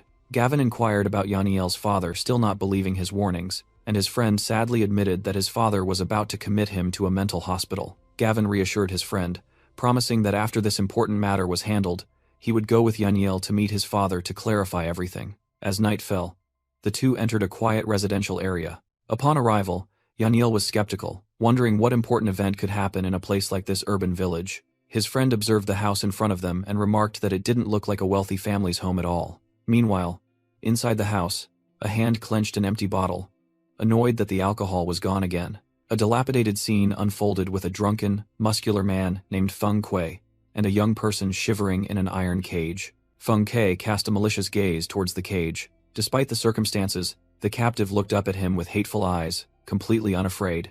Enraged by the defiance, Feng Kui violently threw the bottle at the bars, roaring a threat to gouge out the person's eyes. He spewed insults, cursing the captive as a burden, and complaining about the meager dowry that had been spent, then declared he would sell the house. With a wicked smile, he added that before selling the house, he would sell the person first to get money for a few drinks. He brutally dragged the person out of the cage by their hair. Feng Kui confessed to having beaten the victim's mother to death, and threatened that if they dared to resist, they would meet a similar fate. In despair and fury, the captive bit the man's hand hard. Infuriated, Feng Kui raised his hand, intending to end the person's life so they could reunite with their mother. A loud bang echoed as the main door suddenly flew inward, hitting Feng Kui directly in the face. Gavin and Yaniel stood tall at the doorway, their eyes as cold as ice. Caught off guard, Feng Kui was stunned and asked who the two strangers were, while Gavin replied with a loaded question. "What do you think?" Gavin's memories flooded back, recalling Feng Kui, a scoundrel who had gained spatial abilities and was once hailed as a national hero. But then, the heroic image crumbled, revealing the cruel truth as Feng Kui embezzled relief supplies, leaving millions to die of hunger and cold. Even so, Feng Kui didn't have a good end in his previous life. He died in the mouth of an ice demon, and all his accumulated supplies vanished with him. Back in reality, Gavin looked at the person Feng Kui was grabbing by the hair and realized the existence of a little girl he had never heard of in his previous life. Feng Kui arrogantly assumed they were human traffickers, then shamelessly named a price for the little girl he was tormenting. Unable to control his rage, Yaniel pointed directly at Feng Kui and yelled that he was a beast. He emphasized the insult, asserting that Feng Kui's behavior was worse than an animal's. Enraged, the thug claimed that a human trafficker like Yaniel had no right to judge him. Yaniel resolutely denied his baseless accusation. Losing all patience, Feng Kui grabbed a bottle of alcohol, threatening to smash the skull of the young man who dared to defy him. A deafening gunshot rang out, and Feng Kui shrieked in pain as the bullet lodged directly into his leg. Yaniel coldly held the smoking gun, while Gavin stood beside him, smiling in appreciation of his friend's ability. The thug collapsed to the floor, clutching his bleeding wound and growling, asking for the identities of the strangers. Pointing the gun directly at Feng Kui, Yaniel declared that he would never forgive a scoundrel like him. Unexpectedly, the captive little girl sprang up, using a shard of broken glass to stab Feng Kui hard in the head, to Yaniel's astonishment. Both Gavin and Yaniel were stunned by the little girl's fierce and hateful action. Feng Kui clutched his bloodied head, turning to look at his victim with a crazed gaze as he realized he had just been attacked. Without hesitation, the little girl continued to swing the bottle, delivering another devastating blow to the head of her tormentor. Feng Kui collapsed to the floor, only managing to utter a weak threat while the little girl stood there, her hand still clutching the weapon. The little girl's eyes gleamed with extreme hatred, raising the broken glass shard, ready to unleash her long-suppressed fury. The little girl furiously attacked her enemy, and when Yaniel tried to intervene, Gavin immediately held his friend back. Gavin silently watched, thinking to himself that this was the explosion of hatred, and if he stopped her now, the little girl's life would be completely ruined. The little girl's trembling hand gripped the blood-soaked neck of the broken bottle, the weapon she had just used to finish off her tormentor. After her frenzy, the little girl stood motionless, looking at the man lying still in a pool of blood on the floor. Yaniel exclaimed in horror that Feng Kui was dead, but Gavin coldly replied that someone like him deserved that fate. Gavin instructed Yaniel to take the little girl to wash off the blood and comfort her, while he prepared for a major event about to unfold. Alone on the rooftop, Gavin looked up at the night sky, where a magnificent meteor shower was beginning to pour down onto the earth. With fiery eyes, he realized this was the greatest opportunity before the apocalypse struck. Gavin spread his arms wide, receiving the pure energy from the meteor trails, and his body began to emit a brilliant golden light. His face glowed with extreme joy as he declared he had successfully absorbed the great power. Hovering in a vast dimensional space, Gavin was astonished to realize he had acquired immense spatial abilities, enough to store supplies for the end of days. Back on the rooftop, a strange sound made him turn his head, his eyes becoming vigilant. Looking down from above, Gavin was a little surprised to see a police car parked right below the building. Meanwhile, a handcuffed bald man was pointing out to the police, confessing that this was where Feng Kui had arranged to sell him a girl. The leading police officer immediately drew his gun, ordering the entire unit to prepare for a raid on the apartment. After being cleaned up, the little girl with black hair and blue eyes stood silently, her expression calm but still tinged with sadness. Yaniel happily remarked to Gavin that the little girl looked really cute after being taken care of. Gavin suddenly announced that the police were outside, causing Yaniel to immediately panic about the corpse and the guns still in the house. However, Gavin remained completely confident, declaring that if they had to flee before, the story was now entirely different. Before Yaniel's stunned eyes, Feng Kui's body disintegrated into countless particles of light and vanished without a trace. Just then, the door was burst open, and police forces stormed in, pointing their guns and shouting for everyone to freeze. The commanding police officer pointed his gun straight ahead, sternly asking, "Who is Feng Kui?" Facing the police, the handcuffed customer hastily confessed that Feng Kui was not here. The commanding police officer growled, questioning Gavin and Yaniel about their presence at the scene. Gavin, with an unusually calm expression, smiled and introduced himself as a distant cousin visiting the little girl. Meanwhile, Yaniel stammered that he was just a classmate who came along, sweat pouring down his face before the dark muzzle of the gun. Another police officer knelt down, using a gentle tone to ask the frightened little girl her name. The little girl looked up with clear eyes, softly answering that her name was Shishi. The police officer then turned to ask Shishi if she truly knew the young man who claimed to be her relative. Without hesitation, Shishi firmly confirmed that Gavin was her cousin, something her mother had once told her. Believing the statement, the police officer instructed the group to report immediately if they had any leads on Feng Kui, then withdrew. When the door closed, Yaniel finally breathed a sigh of relief, overjoyed at having escaped danger, and urged everyone to leave quickly. Suddenly, Shishi gently tugged Yaniel's shirt, drawing his attention to her presence. Yaniel suddenly realized, worriedly wondering what Shishi's future would hold now that her kidnapper was dead. Gavin calmly turned around, gently inviting Shishi to come with them. Shishi's eyes lit up with a glimmer of hope, and she softly nodded in agreement. Yaniel also earnestly asked Gavin to take care of the little girl, and he agreed on the condition that Shishi wasn't a freeloader. He then asked Shishi a very practical question. If she knew how to cook instant noodles. Shishi's face immediately brightened, and she happily exclaimed that she knew how. Satisfied with the answer, Gavin smiled, deciding that all three would set off together. Under the city's night streetlights, Gavin declared he was hungry and wanted to eat hot pot, casually asking if Shishi could handle spicy food. 3 days before the icy apocalypse, in a luxurious villa, Yaniel still couldn't hide his fear as he walked beside Gavin. Gavin reassured Yaniel that there was nothing to fear, asserting that they had to convince his father at all costs, because the apocalypse would arrive in 3 days. Sitting on the sofa, Yaniel's father irritably told the two children to stop talking nonsense and kicked them both out. Yaniel frantically tried to convince his father that everything Gavin said was true, that the icy deluge was coming, and it would be too late if they didn't act. However, he still didn't believe them, and angrily shooed the two away, not wanting to be disturbed while enjoying his tea. Suddenly, Gavin reached out his hand, and a stream of blue energy enveloped the teacup on the table. Yaniel's father stared blankly at the empty saucer, wondering where his teacup had gone. Gavin smiled and explained that he had taken it, and this was the superpower he had mentioned.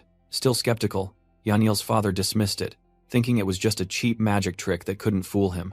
Immediately, a similar stream of energy enveloped the man's entire body. He fell backward in fright as the sofa suddenly vanished from beneath him. Gavin crossed his arms and casually asked if Pan Jingray now believed him. Pan Jingray angrily stood up, hands on his hips, asserting that he would never believe this trick. Without a word, Gavin raised his hand again, and spatial energy once more surged forth. Pan Jingray was flung forward, sprawling onto the empty floor. Still unwilling to give up, he challenged Gavin, saying that if he could make everything in the room disappear, he would believe him. Immediately after the challenge, the entire luxurious living room suddenly became eerily empty. Pan Jingray was stunned, stammering in disbelief that everything had truly vanished, while Gavin confidently asked again if he believed him now. In his shock, Pan Jingray suddenly swung his hand and slapped his son hard across the face. Yaniel clutched his cheek, asking in pain and confusion why his father had hit him. Pan Jingray trembled, telling himself that this wasn't a dream, and finally, he fully believed. The countdown began. Only 2 days remained until the icy apocalypse would strike. Immediately after, a notification appeared on the phone screen, confirming that a colossal sum of $760 million had been transferred to the account. Yaniel Parker cheered with joy, informing Gavin Clark that his father had transferred over $700 million. With a confident smile, Gavin outlined the plan. Yaniel would buy cold-resistant supplies, while he would inspect the villa and search for weapons. The villa had been reinforced and completed, standing tall like an impregnable fortress. Here, Mr. Zhao, the director of the decoration company, proudly presented the work and asked Gavin if he was satisfied. Gavin smiled in appreciation, acknowledging the dedication Mr. Zhao had poured into the project. Mr. Zhao affirmed that this was the most challenging project the company had ever undertaken, a shelter capable of surviving even the apocalypse. After shaking hands and promising to pay the remainder, Gavin saw Mr. Zhao off, but then he suddenly called the man back, seemingly having something important to say. Gavin seriously advised Mr. Zhao to stay home and stock up on food for the next 2 days. When asked if a storm was coming, he simply replied that it was a once-in-a-century superstorm. Mr. Zhao happily complied, seeing it as a good opportunity to rest, completely unaware of the truth. Not long after, trucks laden with goods began to enter the villa's premises. Yaniel excitedly ran over to report that he had bought the best and most expensive supplies. Gavin ordered everything to be moved inside, ready to use his spatial ability to store it all. While the workers were unloading, Liu and her grandson stood nearby, curious, wondering why they had bought so much. The grandson suddenly pointed at a box of candy and insisted that his grandmother get him one. Indulging her grandson, Liu picked up the boy, intending to take an item from the box without permission. Seeing this, Yaniel frantically ran to inform Gavin that they had run into trouble. Yaniel Parker scratched his head in frustration, lamenting that he couldn't possibly spend all the enormous sum of money he was given. Gavin Clark then gave him a new mission: to go to large food warehouses and buy back all the grain, a task Yaniel eagerly accepted. Deep down, Gavin recalled that in his previous life, these very food warehouses had been seized by a group of villains, and he was determined to stop their wicked path this time. Just then, a worker rushed over to report that the final crossbow shipment was being obstructed by an old woman, prompting Gavin to go investigate personally. At the scene, Liu was trying to open a box, while her grandson incessantly urged her on, wanting to eat something inside. Gavin suddenly appeared from behind, coldly questioning her actions. Without a hint of shame, Liu turned around and casually asked for a lollipop for her whining grandson. With sharp eyes, Gavin firmly replied that he had no intention of giving anything away for free. Rejected, Liu immediately changed her demeanor, scolding Gavin as stingy and brazenly demanding that he leave all the goods for her. Fed up with the absurdity, Gavin pointed directly and ordered the troublesome neighbor to leave immediately. Liu was furious, declaring herself the vice chair of the neighborhood committee, and loudly accusing Gavin of destroying neighborly relations. Taking advantage of the adult's argument, the grandson quickly climbed onto a box and cheered with delight when he grabbed a lollipop. Gavin's anger flared at the sight. He yelled, demanding that Liu immediately get her grandson off his property. The child, far from being scared, even stuck out his tongue to provoke him, calling Gavin a bad guy and threatening to destroy him. Losing all patience, Gavin growled, ordering the insolent child to get down, startling Liu. However, she still blindly defended her grandson, waving her hand and yelling at Gavin to stay away. It was precisely during that chaos that the child lost his balance and fell backward off the stack of boxes. The boy landed in the most ironic way possible, right on the sharp crossbow bolts pointing upward from the broken box. A piercing scream rang out. The child wailed in extreme pain. Liu frantically embraced her grandson, who was screaming because several arrows were stuck in his butt. Gavin Clark merely smirked, thinking it was a well-deserved retribution. Carrying her grandchild away, the woman looked back and threatened to make Gavin pay dearly. From the balcony, Xenia Scott and a friend witnessed the entire incident. Xenia was curious why Gavin bought so many things. Her close friend, Yang Ziqing, scoffed that he was just a madman hoarding supplies uselessly. Yang Ziqing invited Xenia to get beauty treatments, leaving Gavin behind, believing that Zack would deal with him soon. Time waited for no one. Only one day remained until the icy apocalypse. At a logistics park, Yaniel Parker was overwhelmed, thinking about the 5 massive food warehouses they had purchased. Gavin announced the next plan. After meeting Chi Kui, they would go collect grain. Soon after, Chi Kui happily greeted Gavin upon his arrival and asked about her work. She reported that she had been promoted to warehouse supervisor and eagerly asked when she could quit her job. Gavin allowed her to quit tomorrow, making Chi Kui overjoyed and ready to submit her resignation immediately. But he stopped her, saying he needed her help with one last thing, and Chi Kui immediately agreed. Gavin seriously asked her to get him the warehouse keys, because he would be going there tonight. Chi Kui was stunned, not understanding why he wanted to go to the warehouse in the middle of the night. He simply replied that he would explain later and told her to wait for him inside the warehouse. With a firm gaze, Gavin emphasized that she must wait for him and absolutely not tell anyone. Chi Kui began to speculate about Gavin's intentions. While the shelves full of provisions were ready and waiting, Gavin asked Boss Liang to leave so his group could take over, and the warehouse manager obediently handed over the keys. As soon as the manager was out of sight, Yaniel Parker excitedly urged Gavin to start the plan. Immediately, Gavin unleashed his spatial ability, a blue energy enveloping him as he commanded collect. In the blink of an eye, the entire warehouse became empty, leaving Yaniel suspended in mid-air and exclaiming in astonishment at the miraculous disappearance of the mountain of provisions. Gavin explained that his hyperspace had absolute preservation capabilities, keeping all items in their original state even after 100 years. Yaniel deduced that the timeline within it must be 0, but Gavin admitted he wasn't clear on the details either and needed more time to research. Suddenly, Boss Liang returned, saying he had forgotten something and needed to retrieve it. As he stepped inside, he froze, his eyes behind his glasses wide with horror at the unbelievable sight. Standing alone in the vast, empty warehouse, the manager wondered in shock if he was hallucinating, as an entire mountain of goods had vanished in an instant. Night fell, and Gavin continued to another warehouse, knocking decisively. The door opened, and Chi Kui appeared, looking joyful and somewhat shy to see the person she had been waiting for. Gavin seriously warned that what he was about to do would be very shocking, asking her to maintain absolute silence, and Chi Kui obediently agreed. He looked her straight in the eyes, decisively asking if she was ready, before declaring that he would begin.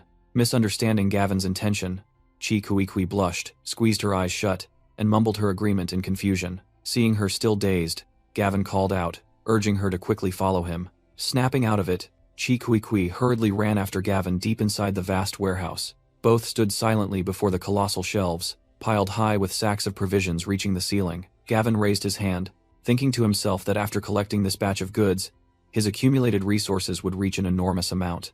Once again, the blue spatial energy erupted, ready to swallow everything within its range. A woman witnessed the extraordinary sight.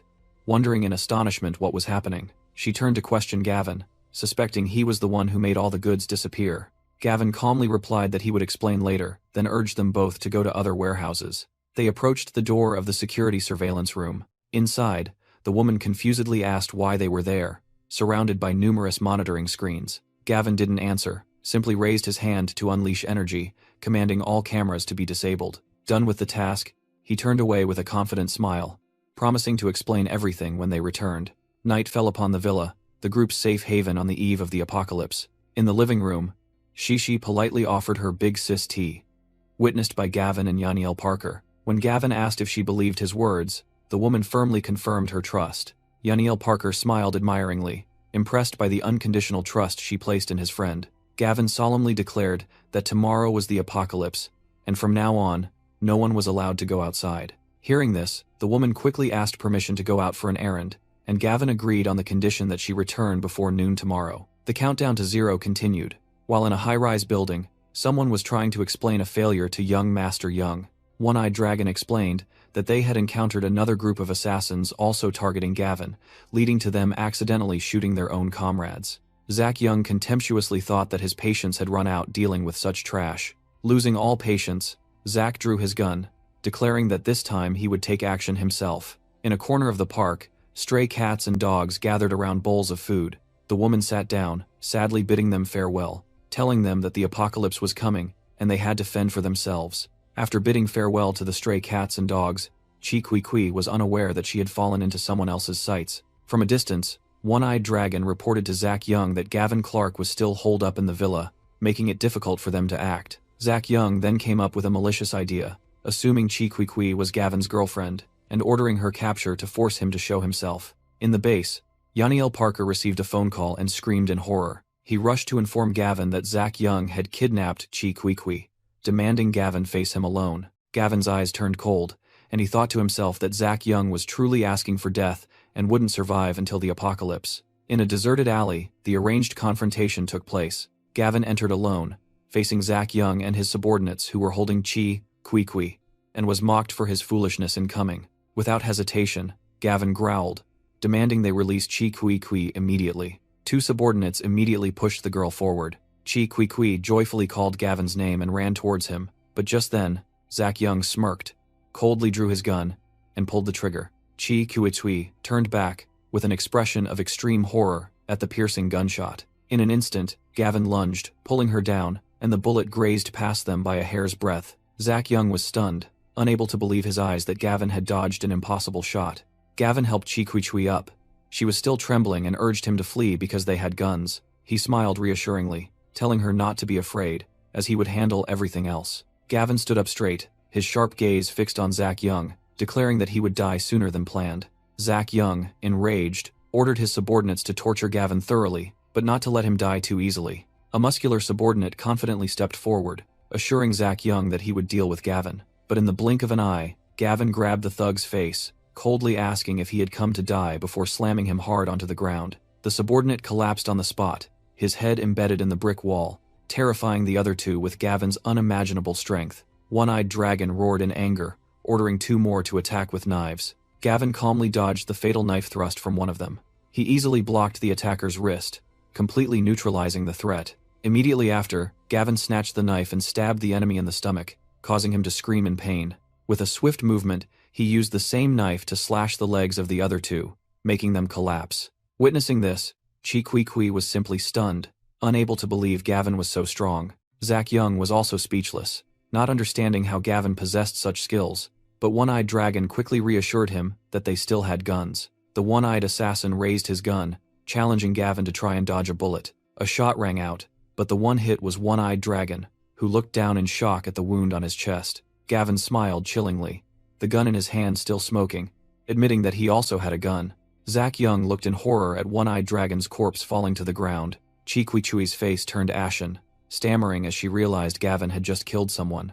Terrified, Zack Young turned and fled for his life. But another shot rang out, hitting him in the leg, causing him to fall headlong. Gavin calmly approached, looked at the man lying on the ground, and asked if he thought he could escape. Cornered, Zack Young pleaded in panic, reminding Gavin that he was the heir to the vast Dragon Corporation. A shot rang out, the bullet hitting Zack Young's leg, making him collapse in pain. Gavin Clark coldly replied to his plea, the gun still smoking. Cornered, Zack panicked, admitted defeat, and begged Gavin to name his price. Gavin smirked and named an astronomical sum. 1 trillion. Zack was stunned, his eyes wide with disbelief at what he had just heard. He yelled that Gavin was joking, as no one could afford such an amount. Gavin immediately taught him a lesson, kicking him straight in the face for his insolence. Beaten black and blue, Zack could only cry out for mercy in vain. But Gavin didn't stop, declaring he would finish him off today. Just then, police sirens wailed, and a voice ordered everyone to freeze. Gavin grabbed Zack by the collar, but the enemy laughed triumphantly, revealing he had called the police earlier. Zack confidently believed Gavin would pay for assault in public. Without warning, Gavin delivered a brutal kick to Zack's groin. Zack let out a pathetic scream, his face contorted in agony from the fatal blow. Amidst the police cordon, Gavin explained that letting Zack die easily before the apocalypse would be too merciful. He turned to face the muzzles, a confident smile on his face, declaring he wouldn't be arrested. To the astonishment of the authorities, Gavin raised his hands in the air, as if surrendering. Then he began a mysterious countdown. 3, 2, 1. Time's up. And as Gavin's words ended, a police officer suddenly froze as the first snowflakes began to fall. The police officers looked up at the sky, stunned by the unbelievable sight. It was snowing. Amidst the widespread confusion over snowfall in summer, Gavin Clark quietly observed the beginning of the apocalypse.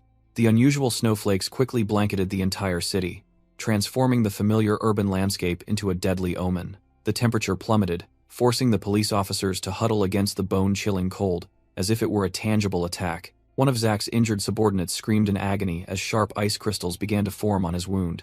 Zack Young, bleeding and shivering from the cold, desperately begged for help as death approached, all under Gavin's impassive gaze. Faced with a life-or-death crisis, the police chief abandoned any thought of arrest and yelled, ordering his subordinates to rescue the injured.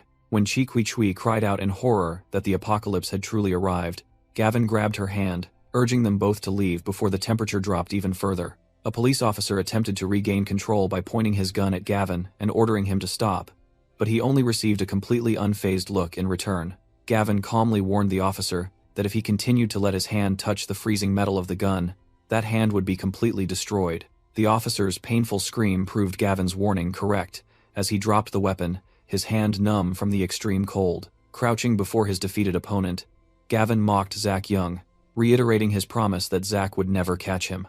Zack Young begged for his life, terrified that his legs would soon freeze and break off if he was left in the cold.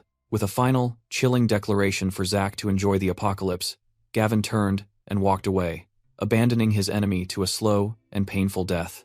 As they walked through the snow-covered streets, they passed unprepared citizens screaming in panic, realizing this was a terrifying natural disaster. Chi Kui, now wearing a warm jacket, expressed astonishment that everything Gavin had said was coming true, but he replied decisively that this was only the beginning. She looked at him with an anxious expression, asking how long this ice age would last.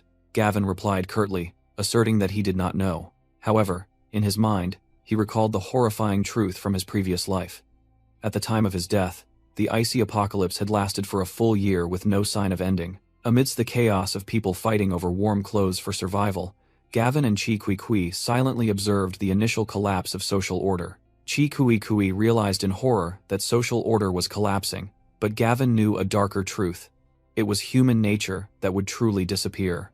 Immediately after, two strangers wielding knives blocked their path, brazenly demanding that Gavin and Chi Kui take off their warm clothes. Gavin remained unfazed, his eyes sharp as ice, warning them that they were seeking death. Angered by his arrogance, the two thugs rushed forward simultaneously, determined to teach him a lesson with their knives. However, Gavin easily knocked one of them down with a devastating punch, demonstrating his superior physical strength. Before the remaining thug could react, the cold muzzle of a gun was pressed directly against his head. Gavin held the newly acquired gun, calmly asking his opponent if he was still being arrogant. Facing death, the thug immediately changed his tune, utterly terrified and stammering that Gavin was being incredibly humble. Afterward, the group safely returned to the sheltered villa, where snow had covered everything. In contrast to the chaos outside, Yaniel Parker blissfully enjoyed a hot pot meal amidst the freezing weather. Meanwhile, Gavin seriously instructed Yaniel and Chi Kui that from now on, they absolutely must not open the door for anyone. The TV news broadcast announced the global cold snap, calling on citizens to maintain order and wait in vain. Gavin scrolled through his phone and smiled upon seeing the neighborhood group chat was extremely lively. On the screen, residents were frantically discussing the sudden weather change in the middle of summer. A fortune teller declared it a natural disaster, while a lawyer also advised everyone to stockpile necessities. Amidst the chaos, Auntie Lou loudly called for everyone to trust the authorities and criticized those who hoarded goods as troublemakers. Reading those naive messages, Gavin merely smirked. Finally, he sent a single message to the group. If you plan to stockpile a lot. Reading Auntie Liu's naive criticisms and reassurances in the group chat, Gavin silently cursed, "Idiot." 3 days later, the snow continued to fall relentlessly, and the outside temperature had dropped to a terrifying -60 degrees Celsius. Standing next to Yaniel Parker, Chi Kui worried about the fate of those who hadn't prepared in time, fearing they would starve to death. In contrast to his two friends' anxiety, Gavin remained calm behind them, scrolling through his phone with a knowing smile. In the neighborhood group chat, panic peaked, and Auntie Lou announced she would lead people to inspect each household's reserves. Suddenly, a knock echoed at the door. Gavin spoke up, asking who it was, while Yaniel and Chi Kui looked alert. Outside, a voice rang out, claiming to be from the community, coming to bring warmth. Gavin sneered, replying sarcastically to the offer that it was already warm enough inside. When the person outside identified herself as Auntie Lou and demanded the door be opened, Gavin flatly refused, citing the reason that he didn't want the cold air to rush in. Losing all patience, Auntie Lou yelled, threatening Gavin for daring to defy the organization. Hearing Gavin's seemingly submissive tone, Auntie Lou triumphantly demanded that he open the door immediately. But immediately afterward, Gavin burst out laughing, declaring that he was challenging her directly. Humiliated, Auntie Lou flushed with rage and screamed curses. Powerless, the man accompanying her asked Auntie Lou what to do. She decided to shift their target to another house, determined to find food for her nephew. Witnessing everything, Gavin merely smirked, realizing that the evil nature of humanity was beginning to reveal itself after just 3 days of the apocalypse. Meanwhile, at another villa, the scene was also engulfed in a snowstorm. Xenia Scott's mother panicked upon realizing they only had enough food for 3 days, but Xenia replied that Zach Young couldn't come to help. Faced with her mother's despair, Xenia conceived the idea of using money to buy up supplies from others before prices skyrocketed. Immediately, Xenia used money to manipulate the group chat, buying all of one neighbor's food at an exorbitant price and beginning to establish her own black market. In the cozy villa, when Shishi's guardian called him for dinner, Gavin looked at his phone and smirked inwardly, acknowledging that Xenia Scott was not foolish for having stockpiled supplies beforehand. He thought to himself that in just a few more days, those who had sold their supplies would surely regret it to their dying breath. 3 days later, snow covered everything, signaling a true ice age. In a cold room, Hunter Walsh's group huddled under blankets as the outside temperature had dropped to tens of degrees below zero, with no sign of warming up. Sharon Zeller desperately turned to Hunter, fearing that the entire group would starve now that their food supply was completely exhausted. One subordinate couldn't take it anymore. He jumped up and yelled, deciding that they all had to go out and loot to survive. Suddenly, another subordinate spotted the name Gavin Original in the community group chat, and suspiciously asked Sharon if that was their target. Sharon Zeller was stunned, confirming that it was indeed Gavin, unable to believe that he also lived in the same neighborhood. Hunter Walsh flashed a sinister smile, ordering his subordinate to immediately message Gavin and demand that he bring the food himself. Meanwhile, in the gym of the safe villa, Gavin was instructing Shishi in her training, demanding that she hold her posture for half an hour. With a determined look, Shishi asserted that she would definitely pass the test. Seeing Shishi train hard, Yaniel Parker was also inspired, telling himself he should start training too, as times had changed. Gavin encouraged his friend, suggesting Yaniel could train with Shishi, and promising that his cultivation method would put them ahead of the rest of humanity. After a short while, Yaniel could no longer endure it. He collapsed onto the floor, exhausted, and claimed he needed to eat a lobster to recover, while Zishi tenaciously maintained her pose. Just then, Gavin's phone vibrated, catching his attention. On the screen was a threatening message from a stranger, claiming to be Hunter's subordinate and demanding he bring food. After reading the message, a contemptuous smile flickered across Gavin's lips. He casually sent back a single reply.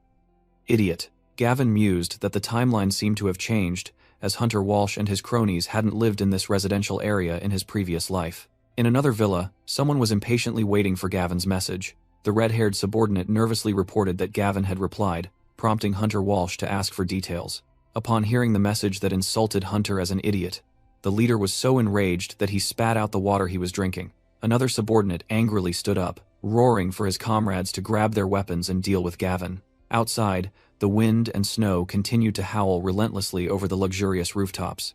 Meanwhile, Xenia's mother worried about the nearly empty refrigerator, but Xenia calmly reassured her that Zach Young would arrive soon and even wanted to kill Gavin. Suddenly, she remembered something important and asked her daughter about Gavin's stockpiling of a large amount of supplies before the apocalypse. Xenia confirmed her memory, recalling how dozens of large trucks had continuously delivered goods to him. The mother astonishingly hypothesized whether Gavin had known about the disaster in advance, but Xenia immediately dismissed it, thinking such a lovesick person couldn't possibly have known. With a calculating expression, Xenia's mother suggested that if Zach didn't arrive soon, they shouldn't let Gavin's supply cache go to waste. Xenia flashed a confident, cunning smile, asserting that she knew how to make the lovesick fool bring the supplies to their doorstep himself. Not long after, 4 of Hunter's subordinates, brandishing weapons, arrived at Gavin's villa. Inside, Yaniel Parker spotted the strangers on the security monitor and alerted Gavin in a panic. Gavin, on the other hand, remained completely calm, smiling and reassuring his friend that it was just Hunter's group. Led by Hunter Walsh, the group aggressively pounded on the door, roaring for Gavin to show himself. Gavin stood with his arms crossed at the door, his tone defiant, and flatly told them to leave. The refusal enraged Hunter, who shouted threats to break down the door and make Gavin regret not kneeling and begging. Gavin merely smirked, holding a remote control, and declared he would wash the opponent's filthy mouth clean. Gavin activated the defense system, drenching Hunter Walsh's group standing outside the door with a blast of icy water. Soaked in the freezing weather, the group shivered uncontrollably, one man yelling to break down the door while another complained he was stiff with cold. Unable to withstand the cold, Hunter and his cronies were forced to retreat, dropping their weapons on the frozen ground and shouting threats of revenge. Meanwhile, Yaniel Parker chuckled gleefully, watching their pathetic state on the security monitor, hoping they would freeze to death. Gavin calmly announced that it had been 7 days since the apocalypse began, and they would be going out tonight, making Yaniel ask the reason in surprise. With a knowing smile, Gavin revealed his objective. It was time for the next meteor showers to appear. Just then, his phone chimed with a notification, and Yaniel excitedly remarked that he didn't want to miss this astronomical event. However, Gavin looked disgusted to see that the sender was Xenia Scott, wondering why she was contacting him. On the screen were 2 messages from Xenia, asking if he was there and expressing a desire to talk. Completely dismissive, Gavin tossed the phone to Yaniel, muttering curses about her being an idiot. In another luxurious villa, Xenia's mother asked her daughter if Gavin had replied yet. Xenia confidently reassured her mother that since she had initiated contact, Gavin would surely be delighted and reply immediately. However, half an hour passed, and the phone in Xenia's hand remained disturbingly silent. Her confidence quickly turned into rage. She bit her nails, unable to believe Gavin dared to ignore her. At the same time, at their temporary shelter, Hunter Walsh yelled from the cold, demanding his subordinates make the fire burn hotter. He and his cronies shivered under thick blankets, lamenting that they had nearly frozen to death in the harsh, outside cold. With hateful eyes, Hunter gritted his teeth and vowed that next time he would prepare thoroughly to break down the door, strip Gavin naked, and throw him out into the snow to die. 2 hours later, Xenia's mother inquired again impatiently, only to receive a frustrated no from her daughter. She tried to justify it as male pride, but Xenia had a new plan, deciding to send a voice message, believing her voice would make Gavin unable to refuse. With a confident smile, Xenia Scott sent a voice message, feigning concern for Gavin's situation. Gavin's phone displayed a notification for the voice message he had just received from her. Looking at the screen, Gavin smirked, thinking that since he was bored, he would play along with Xenia's little drama. He brought the phone close and sent a provocative reply. "What, Miss Daddy?" Xenia triumphantly assumed Gavin was still the same easily manipulated lovesick fool, while her mother hastily urged her daughter to ask him to send food over. Both mother and daughter were stunned into silence upon hearing Gavin's humiliating reply. Overcome with rage and shame, Xenia screamed and violently threw the phone to the floor. Meanwhile, the neighborhood chat group was in chaos due to food shortages, and Auntie Liu took the opportunity to announce she would be collecting everyone's food. Gavin merely sneered, well aware that this was a brazen scheme to deceive the neighbors. Yaniel Parker looked out the window, reminding Gavin that it was completely dark now. Gavin then declared it was time, asking Yaniel, Chi Kui Kui, Chi Shi, and her guardian, to dress warmly to go out together. He was determined to find the meteor about to fall into the residential area, believing that the more people, the higher the chance of success. For the first time since the apocalypse began, the group stepped out into the snowy weather, and Yaniel couldn't help but shiver from the bone-chilling cold. Gavin instructed everyone to pay close attention, as 2 meteorites would fall tonight and they had to seize the opportunity. Suddenly, he saw Auntie Liu and 2 other men using loudspeakers to call for donations of supplies. She yelled, revealing her true intention was to get food for her starving grandson. Yaniel was disgusted by Auntie Liu's shamelessness, while Gavin quietly observed. One of the men with Auntie Liu suddenly spotted Gavin's group and quickly pointed them out. Recognizing Gavin, Auntie Liu flashed a wicked smile, delighted that she had finally caught the stubborn person who refused to open the door last time.